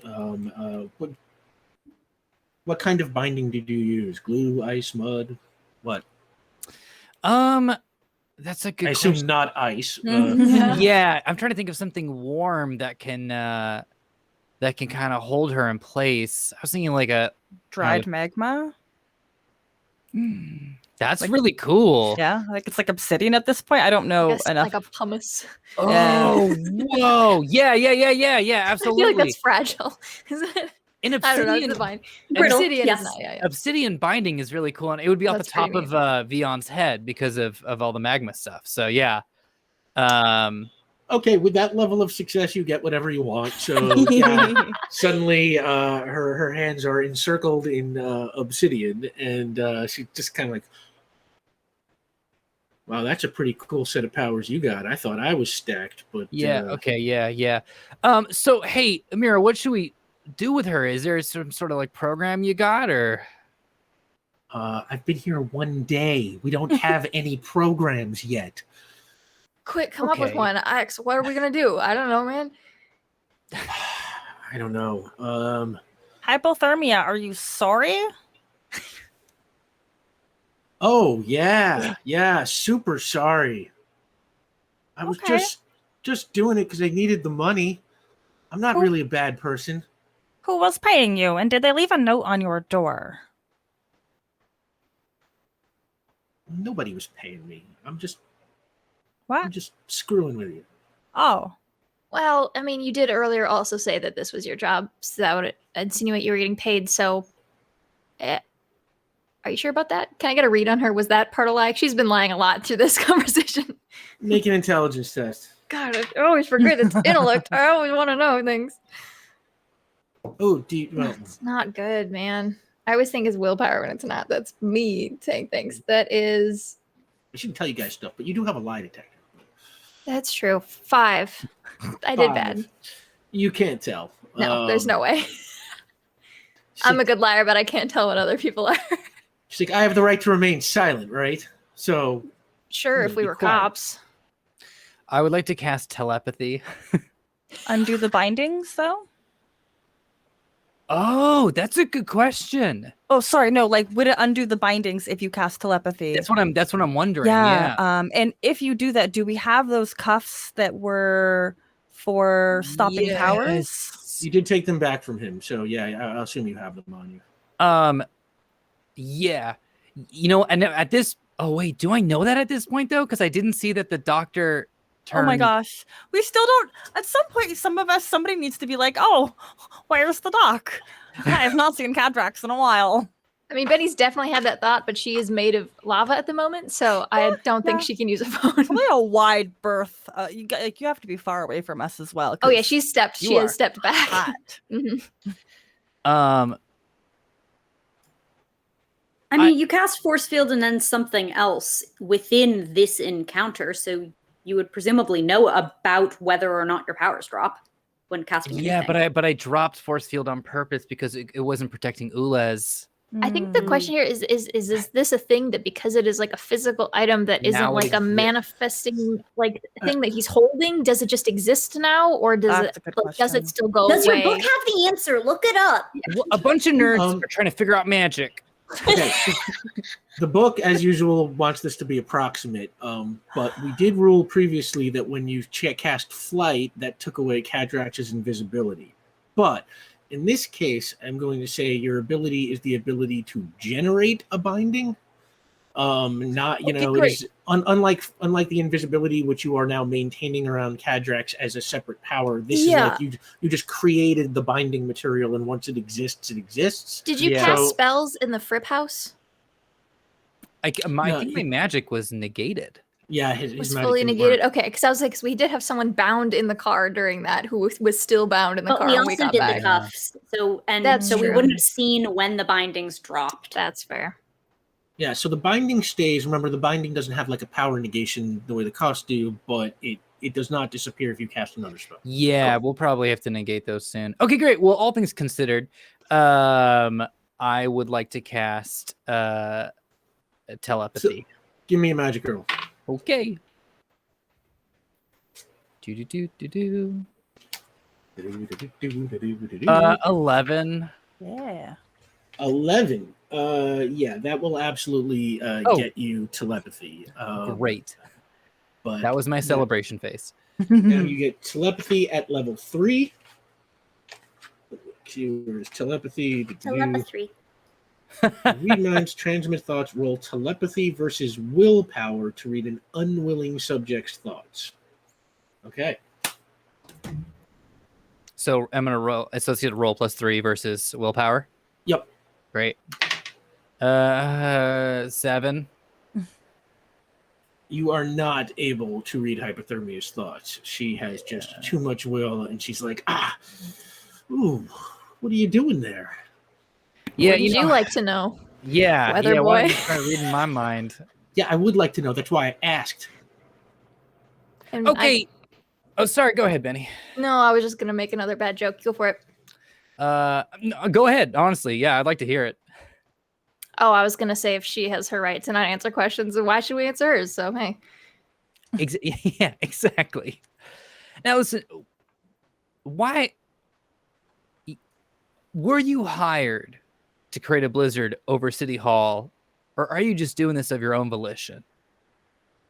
Why should I tell you anything? Well, you see, this person right here with the cardigan, she's about to establish a program that decides the fate of anyone who breaks laws that are currently outside of our legal concepts. And Amir is like, actually, I'm just the head of the committee. I don't actually make the decision. Yeah, you hear that? The head of the committee has joined us here. And we haven't decided exactly. I agree with you, Amir. We haven't decided exactly how to deal with that. You get to be in the exciting position of helping us figure this out. Because the thing is, if we don't work together, this punishment, it could be really harsh. Because we're just It's right off the dome. But maybe if make, we could have a conversation, possibly, maybe it won't be as harsh. Make a willpower roll. Great. You Can I got add this. performance to this? Yeah, sure. Okay, great. It's just a 1. You are lying through your teeth, so this is kind of a performance. That's a 9. She's just, frankly, I don't believe a word you say, buddy. Okay. And while you're arguing with her back at the hospital, what are you doing, Kadrax? I'm going to, having finished my conversation in the hospital cafeteria and not having finished my sandwich, I will progress to the hospital locker room. Okay. It takes you a little bit, but you make your way down and in. All right. Finding a file that is not currently occupied, I am going to use my power and unlock one of the locks in the locker room that I might obtain scrubs and coat and so on. Okay. You don't have to roll for that. Thank you. I'm just, you've opened enough locks at this point, and this is not like under pressure or duress. So we're just gonna say, yeah, these are easy to break. These locks are easy. You kind of just tap it, and it just pops open for you. And you find yourself a nice pair of hospital scrubs, and let's say an ID that's in the name of Riley Finch. Riley Finch I am. I will then progress up to the 9th floor. Okay. You make your way to the 9th, and when you get there, this floor is a little less crowded than the floor that you were on with Gabriella Yates. But there's still a nurse's station, and you can see some doctors, roaming the hallways. What are you looking for? Oh, what time of day is it? Like what hour? I would say it's like late afternoon by now, or probably. We were 3 p.m. at some point. I keep asking this because I'm terrible. But yeah, let's say it's like time that whole fight is done. Let's say it's like 4:30, 5 o'clock ish. Okay, all right, good to know. This determines whether or not there's changeover of shifts and so on. So no, with that in mind, I now know the approach that I need to take, which is that I am pre-rounding on the patients. Okay, explain for those of us like me who are stupid, what is pre-rounding? Yes, so when you are in training, you go through all of your patients and you present those to your attending, your boss, the person who has finished training and is in charge of making sure that the patients you're looking out for are being properly treated by you, the trainee, who, like Jon Snow, knows nothing. So in order to present those patients to your attending in rounds, you need to check up on them before that time with pre-rounds. If we were past the point of the shift change, I would be coming in on the new shift because we are roughly a couple hour and a half early. That's well within the range that a trainee comes in to do those check-ins to get updated on the charts. The other lovely thing is that unlike attendings, trainees have high rates of churn and therefore are unlikely to be recognized. You are the trainee. All right. Okay. So what do you do? I'm going to go up to the station where the records are kept, and I'm doing pre-rounds on Noble. What room is she in? Are you talking to a nurse? Yes. Okay. The nurse is like, "Do I know you?" Looks at your badge. No. Finch? I just started. Make a willpower roll. Mm-hmm. Hey, above average, 7. Okay, I'll give you that. Okay, a little borderline there, but They've done the prep work. They have the disguise. They know how it works. I liked your explanation so much that we're gonna tilt that in your favor there. Yeah, the nurse is just like, oh, trainee, huh? Yes. First year. Intern. All right, just a second. And she goes over to the filing cabinet and kind of digs through and pulls out a file. And Steve's like, stays at the desk. Understood. Absolutely. I'm going to go through this part of the file, which presumably is different than the one they have in the clipboard at the foot of the bed. But will give me the room number, presumably, because that's what you do with a file at the desk. And also it would probably have previous blood work, which is frankly what I'm really looking for here. Okay. What? We'll say that the room is room 304. And wait, we're on the 9th floor, so I'll say so it's 9304. They 9304, right? Yeah.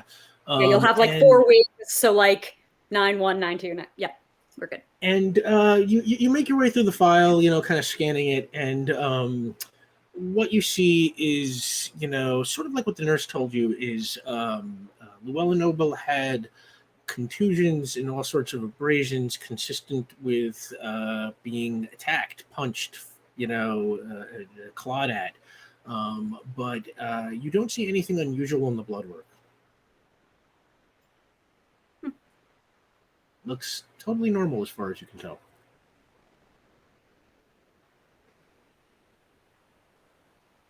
All right. I will.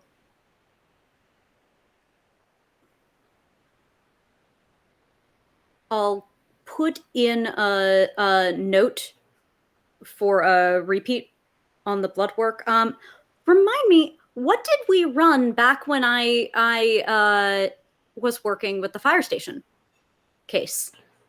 Because this is what's going through Kadrax's mind. They already know what came back completely useless. Yeah. But people randomly fighting each other is a thing that Kadrax has previously medically investigated and ran some tests. So if these tests are those tests, it's obvious that would have no effect. I will say that what you see in these results is entirely consistent with what you saw in any results of tests that you did on the firemen. Essentially, all right, nothing unusual about the blood work, and I would say since you have connected them, as a player, just like it does occur to Kadrax, that you have seen unexplained fighting before, but you don't know that this is unexplained because anything could have happened in that limo before it crashed. So it's sort of a weak conclusion. And no, this is entirely hypothetical, and I need confirmation. I'm just trying to see what has already been done. All right, very well. I will close the file. I will run the Glasgow coma scale very quickly. So I will be right back. Thank you so much.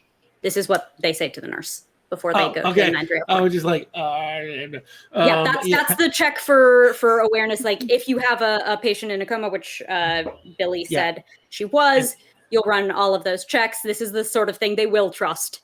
And the nurse is just like, no hurry. I don't think that one's going anywhere anytime soon. And as you head off, we're going to zip back to City Hall, and you are on the ground, and hypothermia kind of looks up at the sky, and you start to notice some flakes of snow start to fall. Okay. Oh no! I'm going to walk towards. No. I am made of lava right now. I know how scary I look. I am going to start taking steps towards her until she knocks that off. and give me a willpower roll. Jeez.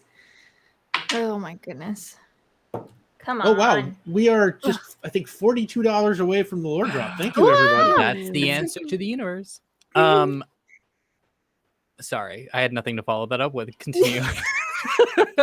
Well, I rolled very poorly. That was a 7. I can't add my aura on that, can I? My aura power. Not to a willpower roll. No. Okay. That's fine. I rolled Okay. a 1, so it's only a 7. I'm gonna kneel down next to hypothermia. Yeah. As I also notice kind of like the flakes, and I see Benny walking over. Yeah, and And- hypothermia, like, looks over at Benny and kind of like gives you like a look, like, just sort of like, what? Listen, hypothermia. This is. I was not lying when I said that this is new, and I'm just gonna take this opportunity to kind of just get something off my chest. I have this voice in my head, and it's not necessarily yours. It's not really anyone else's, because I haven't been able to fully read folks' thoughts, and I think that that's because a part of me doesn't want to.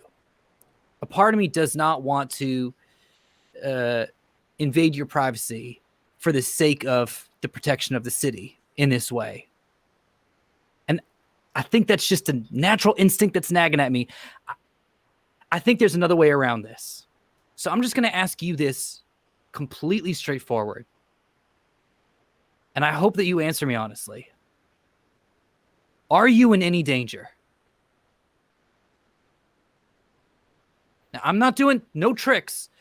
Nothing out of my bag. You said that those were good powers. Those are sometimes powers. This is just you and me talking to each other. And do me a favor, Vian. Make a willpower roll. Okay. And there's no performance on this because that is just talking. 7. We're struggling here. Community determination Yeah, is that's true. still available. Can I burn one? Mm-hmm. That's going to be a 9. Okay. Also, with a that song is going to be 9 stuck in my head for the rest of tonight, B, just so you know. You're welcome.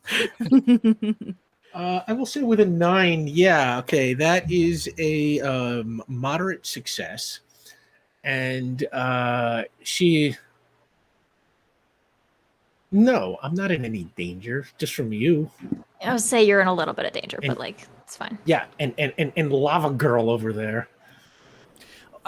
Okay, just in general, and I turn Already to everyone. someone's I think that like boy or girl, just in general, it's kind of like just feels weird, right? Kind of like a derogatory. It's a weird like, one, yeah. Condescension in a strange way. Also, I don't think we don't have the rights to that one, so like I don't. Yes. Wasn't a good pull anyways. So I don't know what she thinks she's doing, but yeah. Okay then. I mean, if you're not in any danger from anyone but us, then you're just in danger from us. And that's well enough. And now that we're on a level playing field, we just we have to do what we have to do to ensure that no one else gets hurt. Now, so far, I don't think anyone's really gotten hurt except for Ulez and me. A little bit of Benny, but it looks like, yeah, So at this point, I don't know if any crimes per se have occurred. Are you trying to do damage, or what is your motive here? And Amir is like, I think crimes have definitely occurred. She attacked City Hall. That's definitely a crime. Yeah, you're right. Actually, I've been so nullified. I've been so news these days puts me in a different headspace. I forget what's bad and what's good. Okay, so crimes have been committed. So it looks like you're just gonna have to face the law. And she kind of looks around and I have demands. What are your demands? Yeah, what are your demands? You said you could heal me? Oh, yes. That's my first demand. I want to be healed. Could we call these maybe not demands, maybe like negotiations, or You can call them whatever they want. Okay, a little bit of progress. I'll take that. Okay, so you want your health to be replenished. Noted. What else? I want immunity from prosecution. I don't think any of us have the power to give you I don't that, think but we can do that. noted. But okay, we'll see what we can do. We can talk to some folks. And Amir is like, and takes out a pad and starts, writing this down. And I want $75,000. What could you possibly want that for? That's such a in-between amount. Wait, so That's- specific. It's so specific. Make a willpower roll, Benny. I'm just mad at her. I don't like how she's talking to my friends. I don't like that she's attacking City Hall. There are people here. God, I keep rolling 1s to 7 and whatever. She's just yelling at this point. Yeah. Someone's going to jail.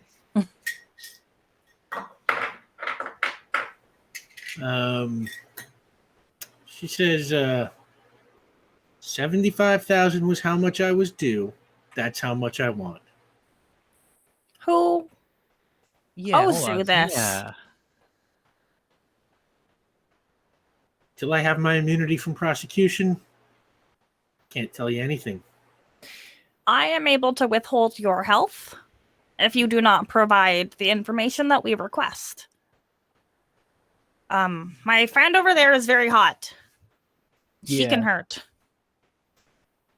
And I can keep talking all day. Let Let me tell you, getting me to stop, that's worth 75K to you. I'll tell you that right up front. Ulez, make a willpower roll. Yeah. Can I add like investigation since I'm? Well, Ulez thinks that they're working. Yeah, you can add investigation to this. You are trying to extract information. Okay, When you do 9. what you love, you're never off the clock. You burned a point of community determination before, right, Vian? I did, yes. Okay. Yes, I think that brings us to. I think that brings us down to 0, doesn't it? Haven't we used 2 before this? I have 1 on my count. Oh, okay. I think we got another one that we forgot to like track. Oh, what'd you get, Ulez?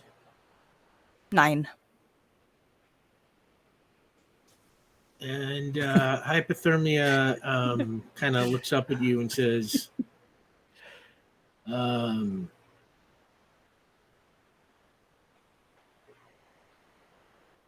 heal me first.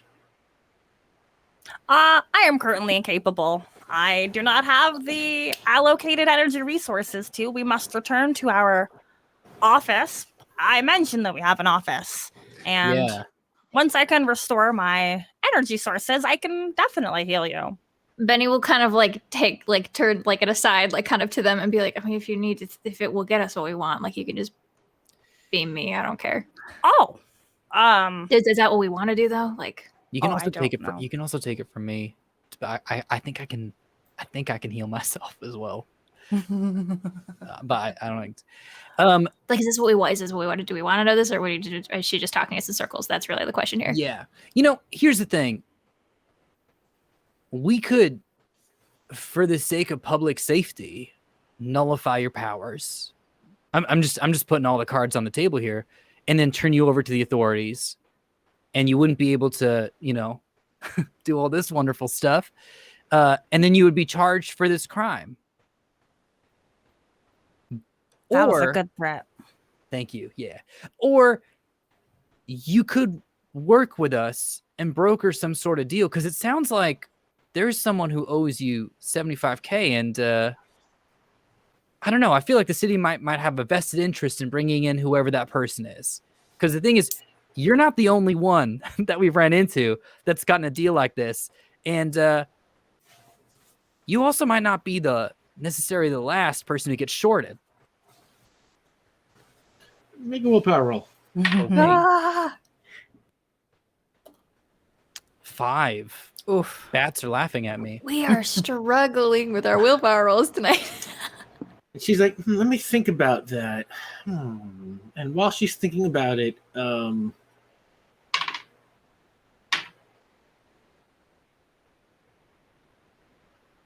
I would also like to text Kadrax at some point. That's a good idea. We're just kind of chatting with this restrained individual. Yeah, what do you want to text Kadrax? Where did you go? And as you start typing that out, Ulez, you out of the corner of your eye, you noticed that there is some frost and ice forming on the obsidian cuffs. Oh no. So I think it's a moment where they're trying to text and they look up and they see that because it's eye level with them. Oh no. Vian, they're getting rather crisp. Yeah. Chili.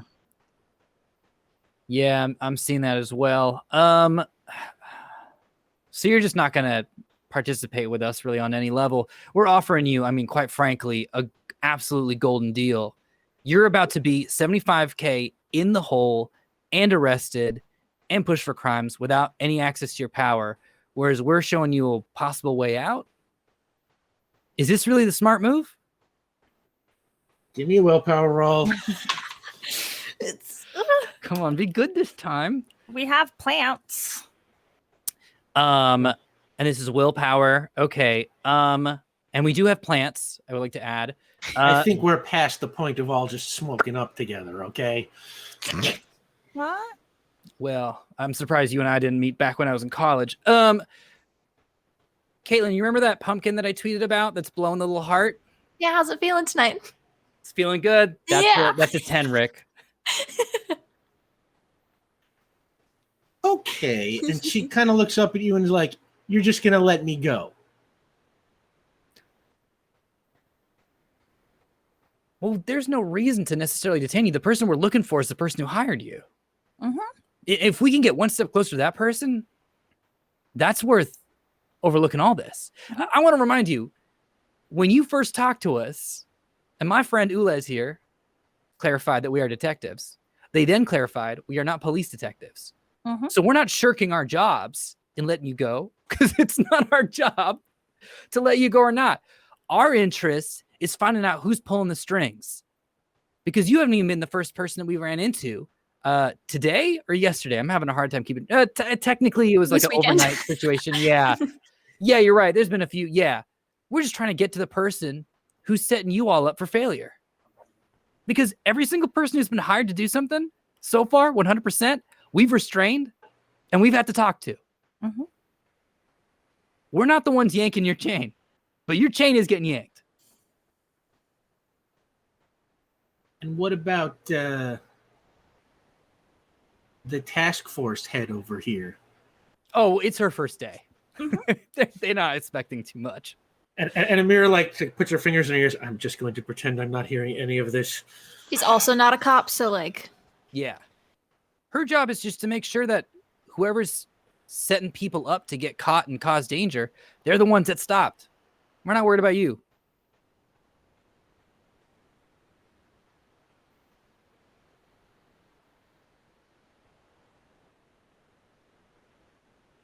Okay. What do you want to know? Whatever information you have about the person who hired you, and who, in my opinion, quite frankly, owes you, what was it, $75,000? Because you, I mean, look at this is good. This is good work. In fact, Very I think you're pretty. getting lowballed. I liked the snow people. Yeah. they were pretty fun to punch. That was actually very fun for me. I got a note on my door. It said, hit the east wing of City Hall. 50,000 now, 75,000 after the job was done. Directed me to a locker at the transit station. I turn and say, Amira, what's in the East Wing? And there's like, East Wing. There is she starts sort of thinking about it. What's in the East Wing? Well, there's just the city buildings department and the office of the police commissioner. Someone. Oh my God, we opened up the lore drop. Whoa, thank you. Hey. Apparently, we opened up the lore drop with 269.69. Yeah. Nice. Nice. Nice. Oh, nice. Thank you so Nice. much, everybody. That is a really nice thing to do for us. It's a good lore drop too. So, Nice.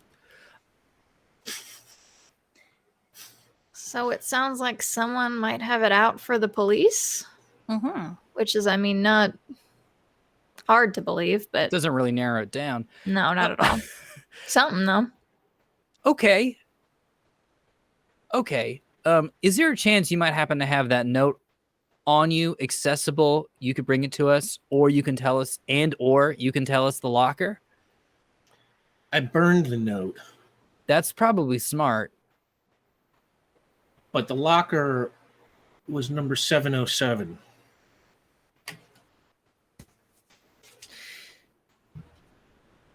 Hey, listen, this is gonna sound silly, I know, after the day we've all had together. But you do this for hire, is that right? Well, usually, yeah, I do this for hire. What you can do is extraordinary. I mean, this was seriously incredible. Ulez, how long did it take us to build snow people earlier? Oh, a very long time. Yeah, and they weren't 7 feet tall. And your fingers got cold. Yeah, they got real cold.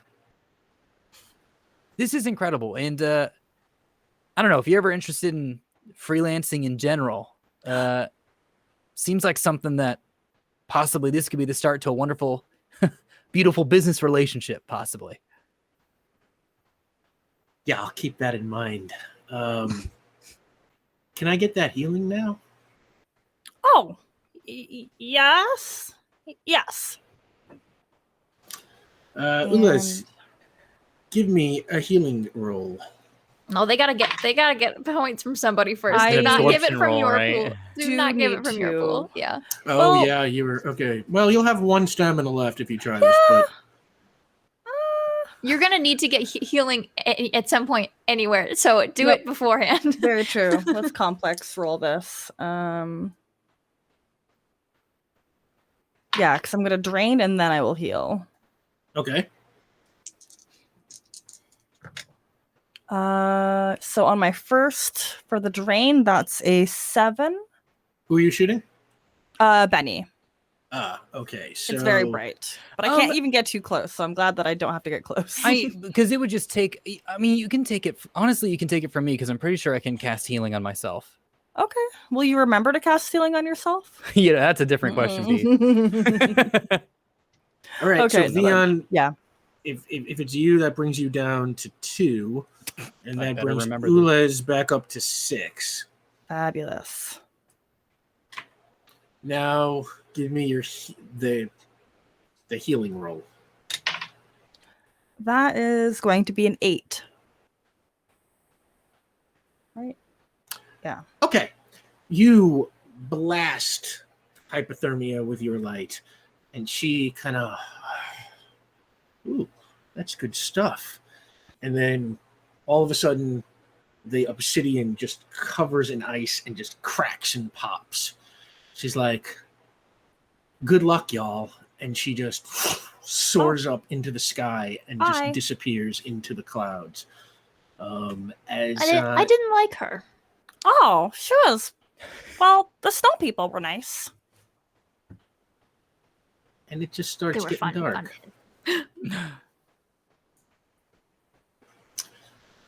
And as she disappears, Kadrax, what are you up to?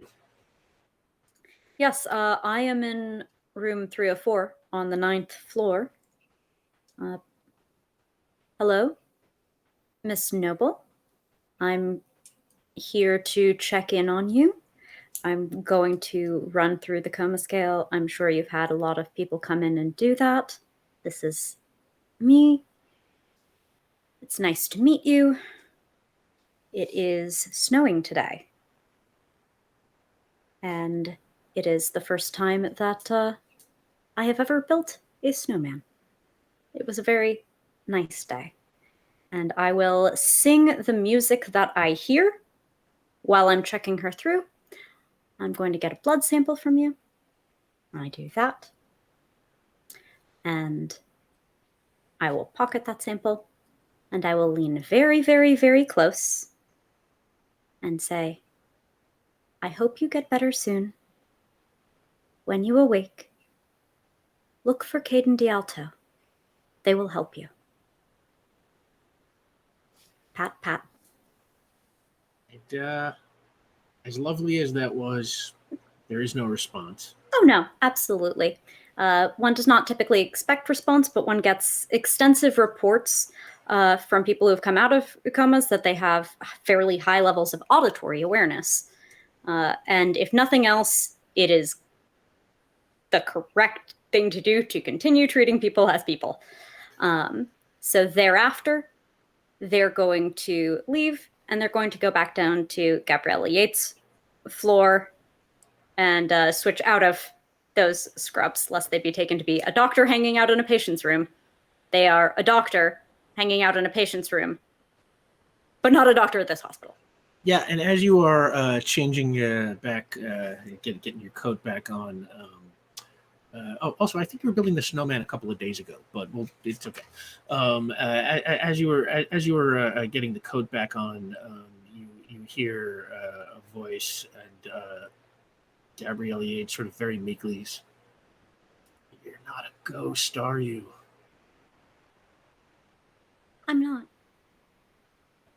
But I've met one, and he's very kind, and he looks out for people. And so, if that's what being a ghost is, I should endeavor to be your ghost, Miss Yates. I'm Caden Dialto. It is nice to meet you. Why were you in my apartment? Because something very scary and very bad has happened to someone whom I think you know. And I and my allies are trying to find out what happened to him. Do you know Max McCrae? Make a willpower roll. Mm-hmm. Oh, yeah. Good die. 9. It doesn't go any higher, so if I need more than that, whoops. She kind of sucks on her oxygen, but like nods very deeply. And then takes the oxygen and sort of, what happened to him? He was murdered.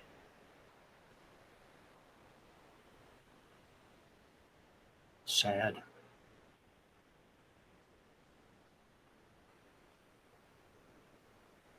What's that got to do with me? You met with him.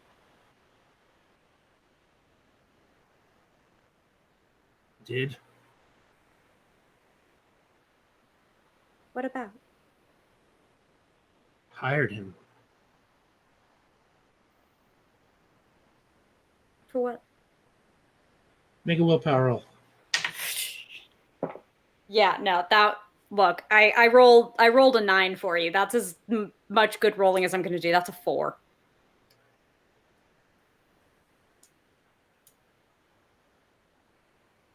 What's it to you? Well, maybe I am his ghost a little bit too. Don't understand. Shortly after he was killed, someone went to his office and tossed it, looking for a file. Your file was the only one that was taken. It is the only lead we have to find who did this to him. Make a willpower roll. Oh, hey, better. 7. And she, her face kind of crinkles as if she's confused, and she's just like, why would anybody want my file? I don't yet have the context to know that. But maybe you do. And with your context and my context, we might come a little closer to an answer. There's no way. Nobody would care.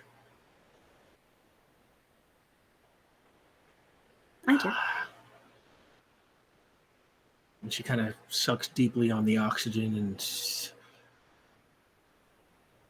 back in October, that first earthquake that we had, it broke a water main at Lawn Ridge, flooded a bunch of the old graves, including the one my sister was buried in.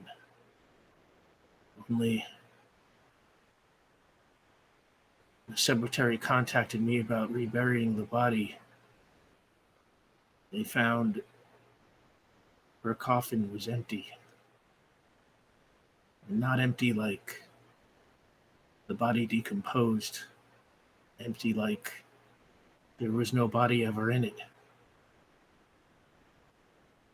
Hired Max to find out what happened to my sister's body.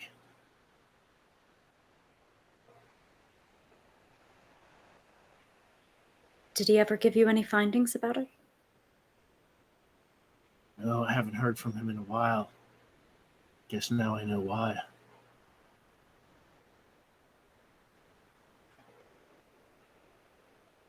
You were holding a photo album. It had pictures of her. When did she die? Before I was born. 1931.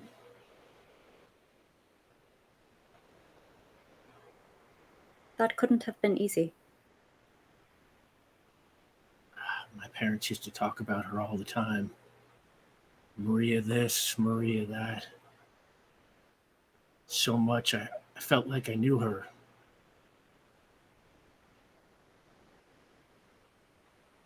It is difficult to bloom in someone else's shadow.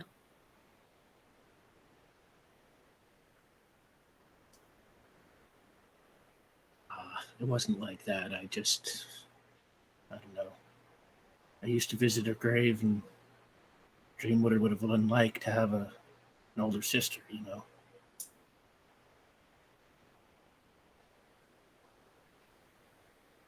You have a lovely place in Avalon, in Port Ruby. I can only imagine she would be proud. I like to imagine that.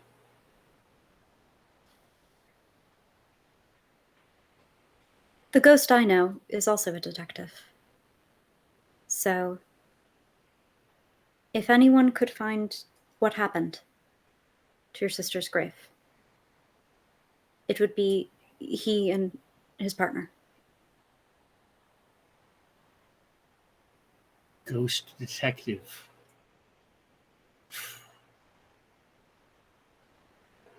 Sure. You sure are one interesting doctor. That is the kindest way I have heard that said.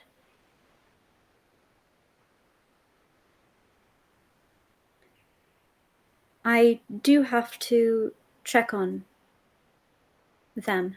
I've been getting messages from them on my personal communications device, and they might be worried, but before I go, is there anything I can get you?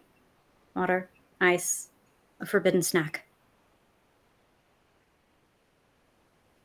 No, I think I'm just going to have a nap. Rest But well. thank you. I'm leaving you the number of my personal communication device.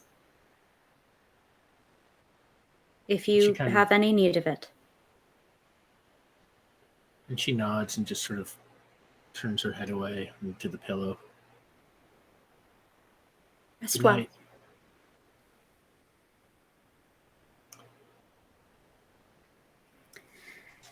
And I will exit the room and text back, Ulez, I was at the hospital with Gabriella Yates, Ulez, and I'll come back. Yeah, Ulez, you get that text. You are up in Amira's office now. Say Amira's got the news on, Kadrax. You see the news on the TV hospital.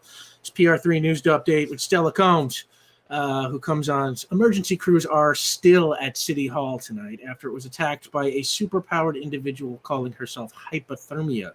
The attacker, who apparently has the power to create and control snow and ice, caved in the roof of the building's east wing, which houses the office of the city's building department and police commissioner. Newly appointed Deputy Mayor Amira Banerjee says the incident is now under investigation. Meanwhile, Perfecto's CEO Julian Court called a press conference to address the matter. And it cuts to Julian Court, who I'm going to say is played by Benedict Cumberbatch, and he stands at a podium, and he says, "As I said after the attack at police headquarters just days ago, we can only expect incidents like this one to become more frequent and more dangerous. Once again, I call on the mayor to transfer a higher degree of control over the city's emergency response systems to Orson. It is certainly becoming a matter of life and death. And on that, it cuts back to Stella Combs, and the news goes on. So, where do you all go after City Hall? I would assume I first need to find out if I can be a person again.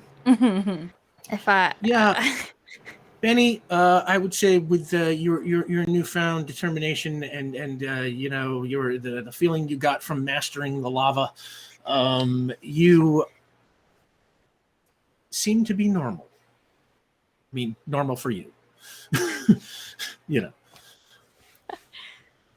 Okay, I'll take that. That's fine. That's cool. To be experimented with another time, I suppose. Fair enough.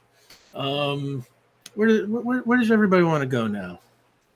Liz would inform the group if they weren't already using the group chat that Kadrax is at a hospital.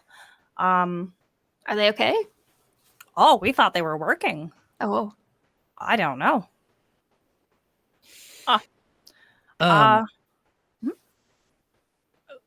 Well, this has been sort of an interesting day and probably a lot to process. I suggest we go for a little stroll in the park. I would love that. Sounds good to me. And do I have to burn a point of determinate? Can I say that Kadrax has keys to the office? Everyone should have keys to the office. Oh, we would all right? have. Right? Yeah. You not don't like have to burn a point of determination for someone who can power the locks open. We're good. I'll text Kadrax. Do you want to fetch dog? I'm positive you know how to let yourself in. A reversal. I fetch for dog. Mhm.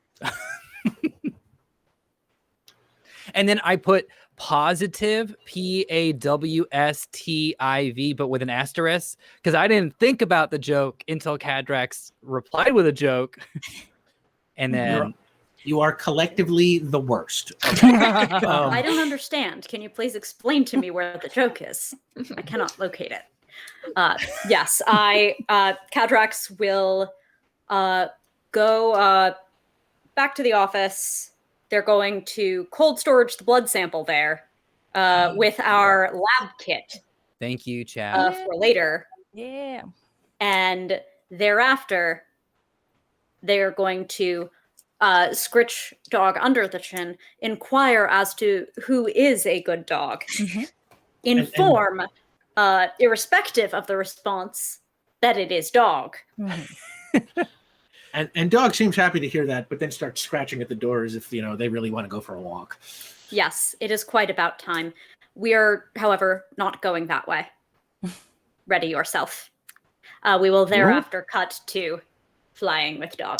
I love it. No, the dog doesn't talk like Scooby-Doo. Ridiculous. Scooby-Doo's a Great Dane. Dog would never. And so the four of you meet up, we'll say, in Greenacre Park, right there in central Avalon. I have gotten everyone, and I'm just pulling from personal. In San Jose, we have Christmas in the Park. And you can get hot chocolates there with a lot of whipped cream, and then these little plastic snowmen that they poke into the cream. So I've gotten everyone that, whether they want to ingest it or not, it's really just about the fun of it. Yes, Ulez is definitely playing with their food. Oh my gosh, I want that, and I would just play with it. Oh, Kadrax does not infer from the cool whipped cream that there is very hot drink underneath. No. We all know the tongue burn that happens. Oh, you wanna? No. Oh, you wanna? Oh, it's gonna be. Sorry. Yeah. Oh, it's cold and then. Cold. Yeah. Are you well? Human body are confusing. Do you require healing? Yeah. I do not think I am injured, but my tongue hurts.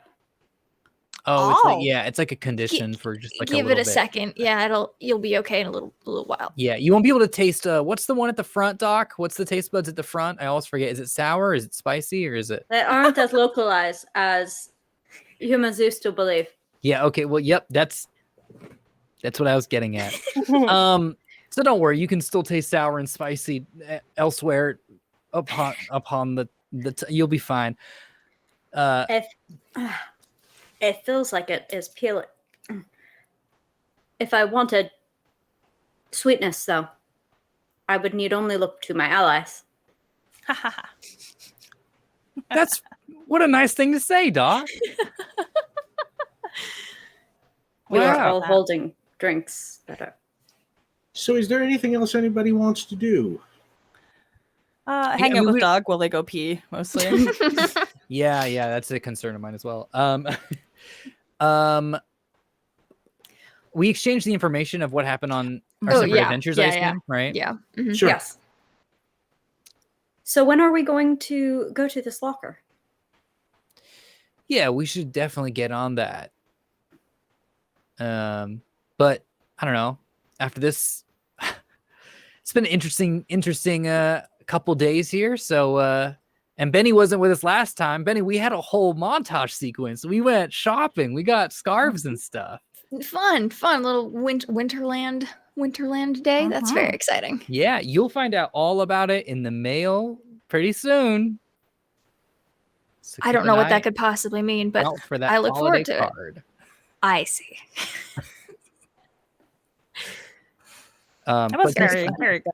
I learned a lot about the hard water that you can make snowmen out of. Yes. Yeah, I had some up close and personal experience with that today that we probably didn't need, but oh no, So it are they enhanced my traditionally experience. A sharp distinction between the hostile ones and the ones created recreationally? Or are you assembling a frozen army? I wondered that as well, and we do not assemble a frozen army. We simply assemble statues, but they are not as durable and they will melt. I also had a dog in the park pee on mine. It was disappointing, but I worked very hard to make my snow person still. And you watched that Frosty cartoon, which taught you about mortality a little bit, right? Yes. It was very educational. Did it actually? Hold on. What was... Ulez, do you mind if I ask you, just as someone who didn't grow up with this myth, what was your takeaway of the story of Frosty? Because I said mortality, but now that I think about it, it might actually have nothing to do with mortality whatsoever. It might be it might be immortality, in fact. My very limited memory on that story is definitely the idea. I think it was more about animating objects. so like a power belief sort of a deal, something to that effect. Well, was it not due to the hat? Because the hat possessed the magic hat? technology, magic. Yeah, it was a lesson about that. The hat has technology in it. One of those old chestnuts. Yes. Should we, since we're all here, should we all take like a holiday photo together then? I would like that. We have a dog as well. Yes. We got the whole gang. Is there anyone around to do that, or are we going to pressure someone old school style? Or I guess we could take like a self-portrait. As you are walking through the park. Oh, don't tell us we get attacked. Somebody's I would like to see a mugger try. Yeah. With this part, yeah, no. You hang on. Oh no, Rick, what are you doing? Hang on. It's either gonna be very fun or very concerning. What is Is what's about to happen. Let it be. I mean, it could be the security guard from last time. It could run into that could be the lookup noise. He was at a different park though, wasn't he? Or was it this park? We've Oh only been to one park, yes? We no, because the returned- botanical It garden. was the botanical But no, garden. but that is. I think that is part It was of in here, the 'cause then- park. near. Yeah, I think it is because then Because we we ran had to out. run through the whole park. There was a whole thing about whether or not we were going east and things like that. Yeah. And then running into traffic and then somehow not getting hit by cars. Yeah, that was. scary. What are you still looking up, Rick? Yeah, you as you are walking through the park, you pass Lewis Lewis. Patton. Yep. Um, I noticed it. Yep. Allie is at the info desk, and Martin is one of the garden park employees. Yeah, the chief of security from the Port Ruby Arboretum, which is in the park at the northeast corner, played by Keenan Thompson. Yes. And he just kind of comes like bopping along, and he's like listening to some music in his headphones, and he sort of passes you, and he does like a double take, and he's just like, "Hey, I know. Wait, don't tell me. Don't tell me. Don't tell me. Okay. Don't tell me. Okay. Okay, tell me. Where do I know you from?" You helped us a while ago. It's good to see you, Mr. Patton. Oh wait, you told me not to call you that. Lewis? Lewis. Yeah. That's Hi. right. See, I knew we met. That's why I'm the chief of security. Yes, you are. You're very good at your job. You helped us very efficiently. Hey, quick question. Do you have a sec to take a photo for us? Oh, absolutely. Oh, yeah. I'm great at that. Here. Do you have a camera? Mm-hmm. I'll take out the nice one. I'll set up the lighting and stuff and make sure everything's good because it's getting kind of dark and get everything. And I'll be like, it's just like it's the halfway, and then you click down and it'll take it. You gotta do the half first so it focuses. Okay. And then I'll pass it to him and I'll come back and pose with my friends. And okay. Just quickly here, describe to me what's the pose. Oh gosh, Ulez would look to Vian for that. That, or is there anything iconic in Frosty the Snowman? Everything is iconic in Frosty the Snowman. I'm sorry. Are there carolers around?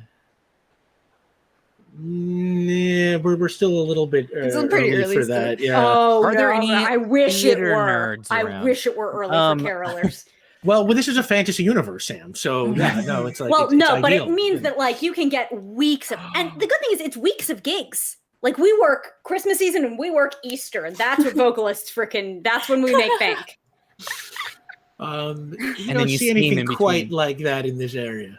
Oh, dang. Is this like a big group, like arms around each other, or are we posing like doing another silly one, like the funny sweaters, or like is this like a nice portrait we're gonna put in our office? Ooh, let's do a nice portrait one. Yeah. How do I pose? Chin under hand under chin?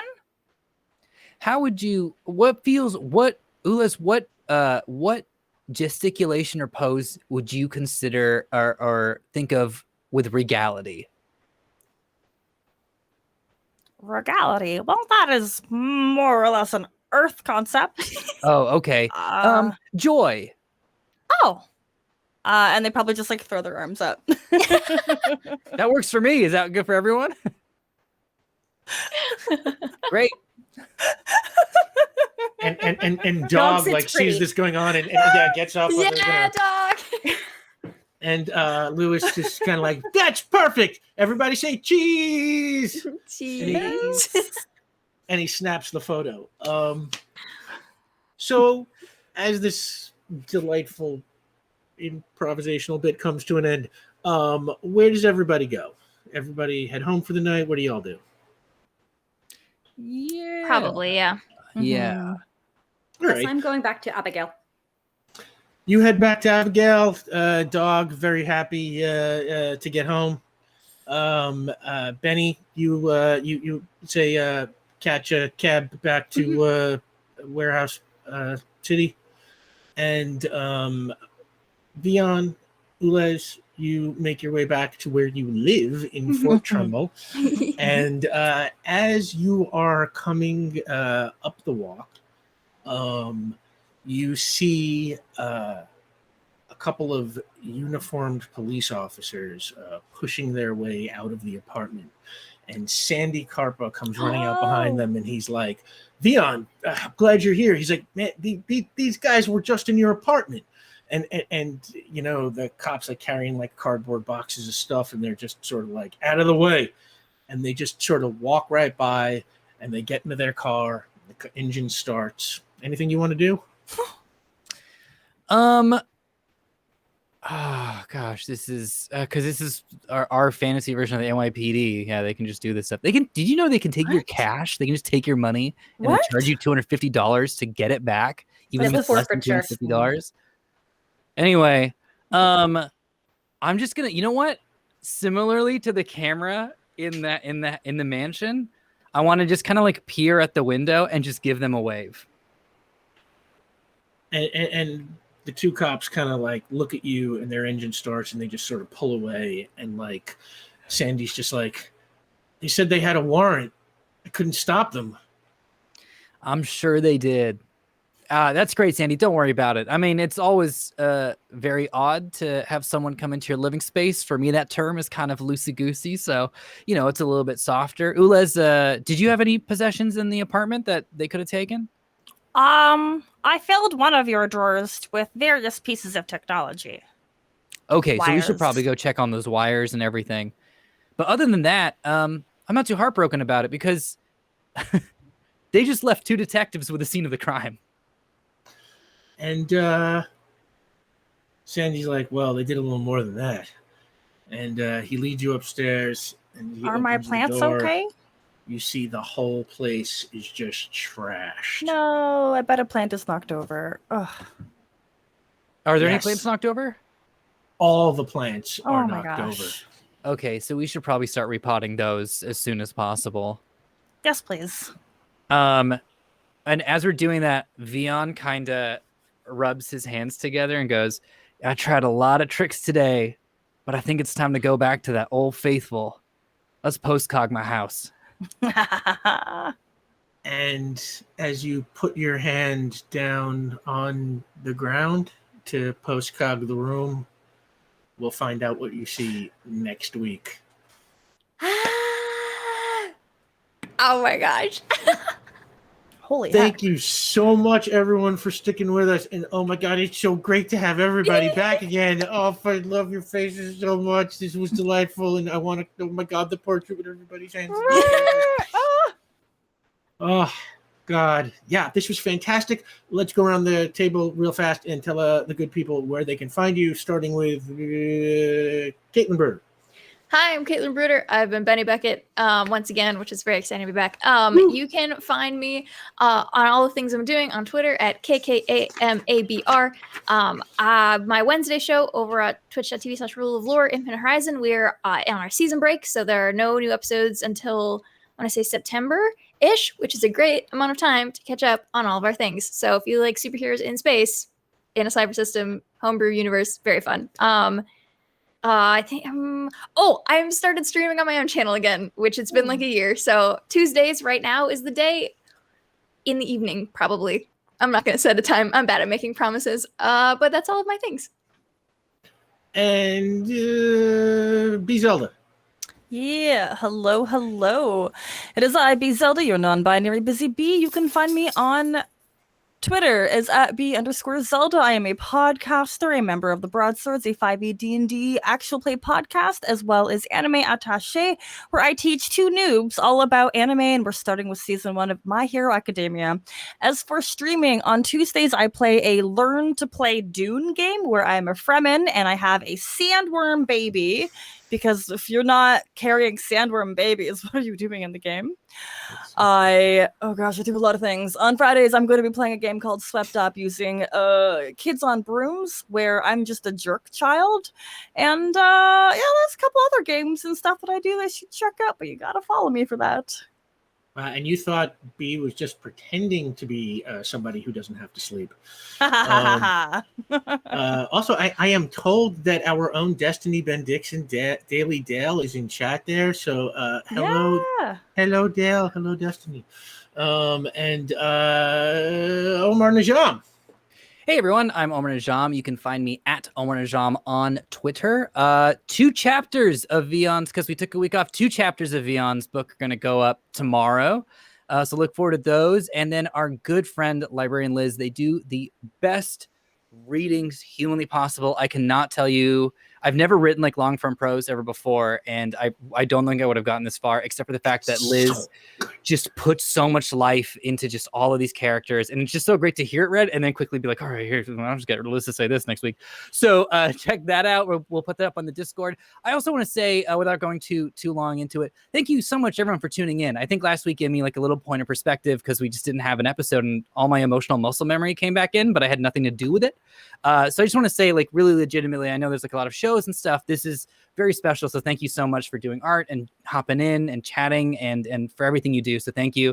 And don't believe a single word that Dale says. That's my sign off. I'm sorry, Dad. I got to find a way to stop him from doing that. And Sam DeLev.